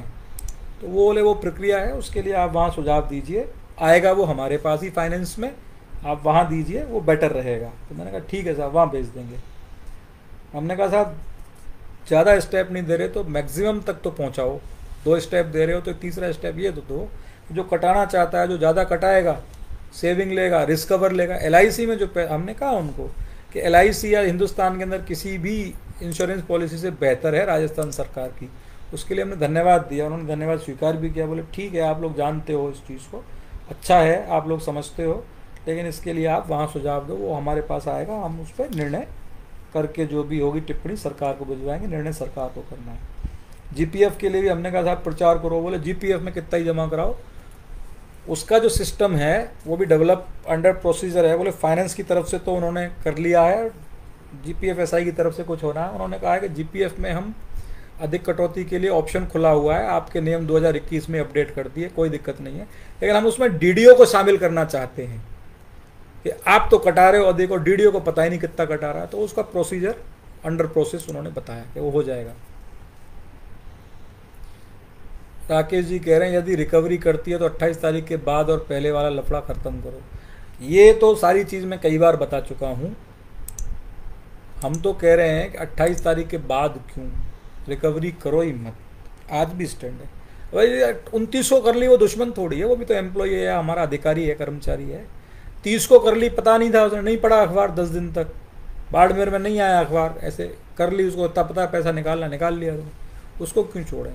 हमने तो यही स्टैंड पे हैं कि हम अपील कर रहे हैं कि इसको एडजस्ट मान लिया जाए। उसके लिए आपने ज्ञापन देने हैं, यहाँ लिखने की जगह आपको ज्ञापन मिलेगा व्हाट्सएप पे, आपको नंबर दिए, आप मेरे को व्हाट्सएप पे डिटेल भेजो अपनी, मैं आपको सिस्टम में जोड़ता हूँ, आपको मैं अपने सर्वर में जोड़ता हूँ उसके बाद आपको ज्ञापन भेजता हूँ, आप ज्ञापन दो, एसडीएम के माध्यम से दो, कलेक्टर साहब के माध्यम से दो, सरपंच साहब के माध्यम से दो, सीएम साहब तक पहुंचाओ, मुद्दा बनेगा और इसका होगा फैसला, हमें उम्मीद है। ठीक है सर, फिर मैं ख़त्म कर रहा हूँ, बस एक मुद्दा रह गया है। हमने कहा था बोनस एक्ट जो है उसकी आत्मा का उल्लंघन कर रही है सरकार। बोले कैसे? साहब बोनस के पैसे को आप जीपीएफ में जमा करा रहे हैं, जीपीएफ 2004 में। तो बोले लाओ तुम्हारा बोनस एक्ट। मैंने कहा साहब लैपटॉप में, अभी तो इस पर हमने लगाया नहीं है डॉक्यूमेंट। उन्होंने बताया कि देख भैया, देखो भाई फेडरेशन के नेताओं, बोनस दो तरह का होता है, एक होता है प्रोडक्टिव बोनस, एक होता है नॉन प्रोडक्टिव बोनस। जो प्रोडक्शन करते हैं किसी चीज़ का, जैसे रोडवेज को प्रोडक्टिव बोनस मिलता है, बोले वो मिल रहा है उनको, उनमें हम कुछ नहीं करते। बिजली विभाग है, वो प्रोडक्टिव बोनस मिलते हैं, बोले वो दे रहे हैं उनको। आप जो स्टेट एम्प्लॉयज हो, आपको मिलता है नॉन प्रोडक्टिव बोनस। ये पिछले साल सिर्फ उत्तर प्रदेश ने दिया है या राजस्थान ने, उनके हिसाब से पूरे देश में किसी को नहीं दी। मैं समझता हूँ उनके हिसाब से पूरे देश को वो उत्तर भारत काउंट कर रहे होंगे ना। हमको जानकारी है कि पूरे देश में किस किस को बोनस मिला। बोले यूपी ने दिया या राजस्थान ने दिया, हम आपको बोनस दे रहे हैं, ये गुड न्यूज़ है। और ये हम बाध्य नहीं है, बोनस एक्ट में हम बाध्य नहीं है, क्योंकि आप नॉन प्रोडक्टिव बोनस दे रहे हैं, हम आपको वेलफेयर में आपके भलाई के लिए दे रहे हैं। और पिछली साल उत्तर प्रदेश ने पीपीएफ में जमा कराया 50% या 75% कितना बता रहे थे वो, तो बोले हमने भी जीपीएफ में जमा करा दिया पिछली साल और उससे पिछली साल। तो बोले हम वहाँ का पैटर्न था तो हम भी ये कर रहे हैं। तो बोले आत्मा का तो कोई उल्लंघन। ठीक है सर, आपकी बात समझ में आ गई कि नॉन प्रोडक्टिव बोनस मिल रहा है, आप दे रहे हो, यही अच्छी बात है। फिर हमने कहा साहब डीए एरियर की राशि भी आप, डीए की मूल अवधारणा क्या है? हमने बताया, संगठन ने पहला तो पॉइंट हमने रखा कि साहब डीए राजस्थान में केंद्र से ज़्यादा होना चाहिए। बोले क्यों? हमने कहा क्योंकि महंगाई राजस्थान में केंद्र से ज़्यादा है। केंद्र जो डीए तय करता है, अपने आंकड़े एनएसएसओ के डाटा लेके देखता है कितनी महंगाई बढ़ी। राजस्थान में पेट्रोल की कीमत ज़्यादा है अन्य राज्यों के और देश के मुकाबले, तो महंगाई ज़्यादा है। पेट्रोकेमिकल पदार्थ सीधा महंगाई को तय करते हैं। बोले आप ज़्यादा पढ़े लिखे हो, बिल्कुल सही बात है, आप अच्छी बात कर रहे हो, अच्छी मांग है ये। बोले लेकिन अभी ऐसा है नहीं, ना कोई मंशा है कि केंद्र से ज़्यादा दें या कम दें या राजस्थान के कैलकुलेशन पे दें। बोले इसमें हम अभी नहीं सोच रहे, इस मुद्दे को हम नहीं उठा रहे, और उसके अलग फाइनेंशियल इम्प्लीकेशंस हैं, इसलिए बोले ये छोड़ो। मैंने कहा एरियर क्यों जमा करते हो? भाई महंगाई बढ़ी जब तो आप डीए दे रहे हो, महंगाई बढ़ गई, कर्मचारी की सैलरी से उसका सम्मान सुरक्षित नहीं रह रहा, इसलिए डीए दे रहे हो। बोले ये भी एक फाइनेंशियल इशू है और ये हम आपको देते हैं। और उन्होंने कहा कि देखो, जैसे ही केंद्र में घोषणा हुई डीए की, तुरंत हमने विभाग से फाइल तैयार की, तुरंत फाइल तैयार करके हम तैयार बैठे थे और तुरंत हमने उस फाइल को, सीएम साहब दिल्ली जा रहे थे, पीछे पीछे भाग के सीएम साहब को रोक के हाथों हाथ साइन कराया सेम डे। बोले आप अच्छी चीज़ें भी देखा करो, हमने सेम डे घोषणा कर दी डीए एरियर की। ये हमारी मेहनत आपको नहीं दिखती। मेरे साहब बिल्कुल धन्यवाद है। हमने ये भी कहा कि इस बार जो सरकारी भाषा आई उसमें ये, और ना अखबार में, ये आप भी नोट करो, इस बार डीए को भार नहीं बताया गया। पहले अखबार लिखते थे कि सरकार पे पड़ेगा 1600 करोड़ का भार, इस बार भार नहीं लिखा। इस बार सरकार ने लिखा अतिरिक्त व्यय होगा इतने करोड़ का डीए एरियर पे। तो वो बोले साहब कि देखो ये भाषा हमारे यहाँ से जाती है, सीएम साहब को इन विषयों में जो ट्वीट करना पड़ता है वो हम ही बना के देते हैं, और हमने ही भाषा दी। हमने उनको धन्यवाद दिया कि बिल्कुल आपने अच्छी भाषा बना के दी है, और ये हमारी बात हुई। एरियर क्यों जमा कराते हैं उस पर भी हमने ज़्यादा पच मच नहीं की। मैंने ठीक है, क्योंकि बहुत सारी बातें जो मुख्य बातें थी ना वो हमारे को समझ में आ गई। और हमने फिर जो मामले को, एक मुद्दा और बताऊंगा फिर ख़त्म कर रहे हैं। हमने इस मुद्दे को, ये जो व्हाट्सएप नंबर बता रहे हैं ना आप मेरा नंबर ले लीजिए, आप मेरे को भेजो, आप हाय लिख के ना, मैं आपको नहीं भेज पाऊंगा एक एक आदमी को। मेरे नंबर पे आप हाय कर दो, अपनी डिटेल दे दो, है ना, मैं आपको ज्ञापन भेज देता हूँ। तो एक बात और कही साथियों, ख़त्म कर रहे हैं, कितना समय हो गया, 1 घंटा 40 मिनट हो गया। पूरा ये पोथी है, 2.25 घंटे बात हुई तो 1 घंटे 40 मिनट में ही हमने इस मुद्दे को निपटा लिया। अच्छा, जल्दी ही हो गया है। हालांकि वीडियो लंबा है, लेकिन जिसको सुनना है वो सुनेगा, जो समझना चाहता है वो समझेगा, बाकी जो चल रहा है वो चलता रहेगा। आप लोगों को नॉलेज मिली है, आप 50 लोगों को नॉलेज दोगे, उसके बाद जो फीडबैक मिलेगा हमको आप नॉलेज दोगे, तो हमारा भी एज ए संगठन कुछ ज्ञान बढ़ेगा और कुछ बेटर हम लोग एम्प्लॉयज़ की जो जिम्मेदारी ले रहे हैं वो हम करेंगे। एक मांग और हमने कही कि हमारी जो महिला कर्मचारी साथी हैं उनका प्रकृति ने शरीर ऐसा बनाया है कि महीने में 2-3 दिन उनको तकलीफ़ रहती है, शारीरिक संरचना उस तरह की है। उस समय वो काम नहीं, शास्त्रों में लिखा है उनको काम नहीं करने देना है, मंदिर में नहीं जाना, मतलब आराम का उनके दिन होते हैं और उस समय ड्यूटी करनी पड़ती है। हमने कहा 92 से माननीय लालू यादव जी बिहार में महिलाओं को 2 दिन की इस ऐसे समय पे 2 दिन का विशिष्ट अवकाश नाम से अवकाश दे रहे हैं। हमने उनको कहा कि राजस्थान में माननीय मुख्यमंत्री महोदय से आपके माध्यम से हम ये कहना चाह रहे हैं कि आप भी राजस्थान की महिलाओं को 3 दिन या 2 दिन, एक बार शुरू तो हो, ये कोई विषय नहीं है 2 दिन या 3 दिन, तो बिहार में 2 दिन दे रहे हैं, 2 ही दिन दे दो, लेकिन महिलाओं को सेल्फ केयर लीव नाम से, मैटरनिटी लीव और वो सब मिलता ही है पूरा, वो 2 साल वाला भी आपको पता है, लेकिन ये भी आप दिलवाइए और दीजिए। हम सीएम साहब से अपील कर रहे हैं। उन्होंने कहा कि नवंबर में बजट की तैयारियां शुरू होंगी, नवंबर में आप कर्मचारी कल्याण विभाग, डीओपी, फाइनेंस, सब जगह जहां भी बोले आएगा तो हमारे पास ही, लेकिन पुटअप हम नहीं करते इसको, जहां से पुटअप हो आप वहां मिलना देना, में साहब आपके पास भी आ जाएंगे, सीएम साहब को भी मिल लेंगे। और हमारा संगठन की तरफ से हम 100% मुतमईन हैं, 100% हम एश्योर हैं कि ये डिमांड तो नॉन फाइनेंशियल डिमांड है, ये डिमांड तो ज़रूर पूरी होगी। इसके लिए भी हम आप लोगों के माध्यम से ज्ञापन दिलवाएंगे हमारे महिला कर्मचारी साथियों को। और ये लोक लुभावन मांग है, इसमें कोई पैसा खर्च नहीं हो, सीएम साहब ज़रूर करेंगे। महिला साथियों को सेल्फ केयर लीव नाम से 2 या हो सकता है 3 दिन की हम छुट्टी दिलवाएंगे। तो मैं आप लोग अभी भी सुन रहे हैं इस वीडियो को, इतने लंबे समय तक सुना, उसके लिए मैं आपका आभारी हूँ। लगभग सभी बातें संगठन ने आपको बहुत बेहतर तरीके से बताने का प्रयास किया है। कुछ कमी रह गई है, उसके लिए हम माफ़ी चाहते हैं। जो कमेंट लैपटॉप पे मुझे दिखे हैं वो मैंने कवर कर लिए हैं, लेकिन एक्चुअली होता क्या है कि लैपटॉप का जो सिस्टम है उसमें सारे कमेंट आ नहीं पाते।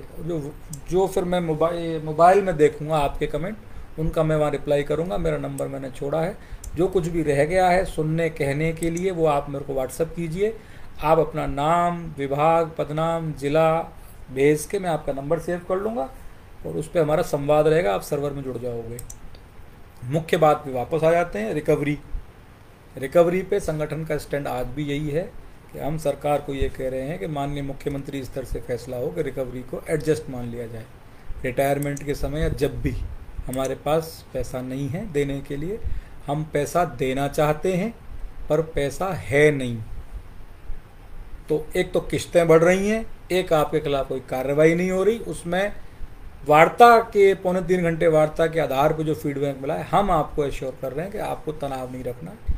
हाँ, जो पैसा जमा कराना चाहते हैं या तो वो जमा कराओ, जो चाहते हैं। ये नहीं कि अब आप कल कहो कि आपने रोका था, ऐसे नहीं बोलना। टेक्निकल चीज़ बता रहा हूँ, जो जमा कराना चाहते हैं वो जमा कराओ, जो नहीं कराना चाहते बोले 15 दिसंबर को कराएंगे तो इकट्ठा कर लो। किस्तें तो बढ़ेंगी, लेकिन हमें उम्मीद है यदि हम सब मिलके ज्ञापन देते हैं और सीएम साहब तक बार बार जब ये पहुंचेगा तो कोई बहुत बड़ी राशि नहीं है। 590 करोड़ का फिगर उन्होंने बताया, 80,000 लोगों का, उसमें से जमा करा दिया लोगों ने।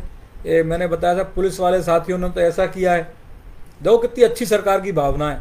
मैं साहब पुलिस वालों ने तो एनपीएस में लिया और एनपीएस टायर 1 में ही डाल दिया। टेक्निकली वो तो फिर से इन्वेस्टमेंट हो गया, बोले बहुत अच्छा है, आएगा हमारे पास ही। मतलब पुलिस वाले साथियों ने जो किया है गलती, उसको भी मेरे हिसाब से उनसे भी जोर ज़बरदस्ती नहीं होगी। अगर वो, मेरे हिसाब से उम्मीद है, हम ये प्रकरण बता चुके हैं, तो वो अगर वो रसीद वसीद दिखा देंगे तो उसको भी जमा मान लेंगे, ऐसी हमें उम्मीद है। ये सीएम साहब आए थे भरतपुर, कुमेर में, तब पुलिस वाले साथी बता रहे थे हमने तो ऐसे जमा कर दिया। मैंने कहा ये तो बिल्कुल ही गलत हो गया, इधर जमा कर दिया और वो उधर पैसा मांगेंगे, वो भी सरकार उसको कंसिडरेशन करेगी। मतलब बात है कि सरकार बेटर एम्प्लॉयज़ के लिए जो ऑप्शन है वो करेगी, लेकिन इसको एडजस्ट करने के लिए हमारी मांग आज भी बरकरार है, उस स्टैंड पर संगठन कायम है। और हम लगातार आपको कह रहे हैं कि आपको ज्ञापन एसडीएम कलेक्टर के माध्यम से और इसको मुद्दा बनाइए आप, और सीएम साहब अंतिम निर्णय करेंगे, तो मुझे लगता है हो जाएगा ये, ठीक है। और एक चीज़ और मैं कहना चाह रहा था, मेरे से स्लिप हो रही है, वो बात याद आई जमा कराने के बारे में, मैं भूल गया उसको, फिर वीडियो भी लंबा हो गया, फिर और बात कर लेंगे, व्हाट्सएप पे भेज देंगे। थैंक यू, धन्यवाद। अब आपने सुन लिया, अब आप सोने जा रहे हो, सोने से पहले इसको ये ऐसे अंगूठा लगाओ और इसको शेयर कर दो, जहाँ दिल करे वहाँ कर दो, शेयर कर दो इसको, ताकि साथियों तक फैक्चुअल, टेक्टिकल और सही डाटा पहुँच जाए। धन्यवाद। अगर कोई आपका कमेंट आ रहा है तो उसके लिए मैं 1 मिनट और उपलब्ध हूँ। यहाँ नहीं आ रहा तो मैं यहाँ देख लेता हूँ। मेरी तरफ से आपसे संवाद जो है पूरा हो गया है। 10:57 हो गए साथियों, और ये जो है सभा समाप्त करने की इजाज़त आप दीजिए।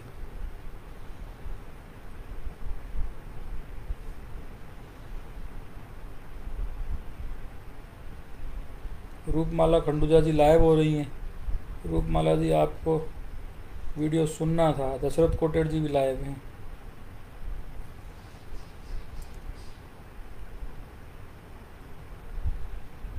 ठीक है सर, कोई कमेंट में देख लेता हूँ आपका मिल जाए। मेरी तरफ से वीडियो समाप्त है।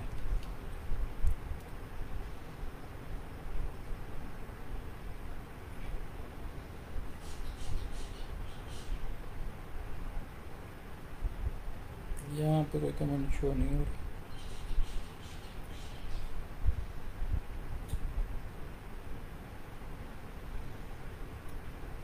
डीपीसी के संबंध में कोई वार्ता नहीं हुई, हिमांशु सुथार जी कह रहे नहीं हुई, ये इशू भी नहीं है हमारा, इसके संबंध में कोई वार्ता नहीं हुई। आप जाके दे दीजिए वित्त विभाग को, मैं रखता हूँ। Thank you. और महात्मा गांधी जी को नमन, और हमारे पूर्व प्रधानमंत्री जी शास्त्री जी को नमन। धन्यवाद।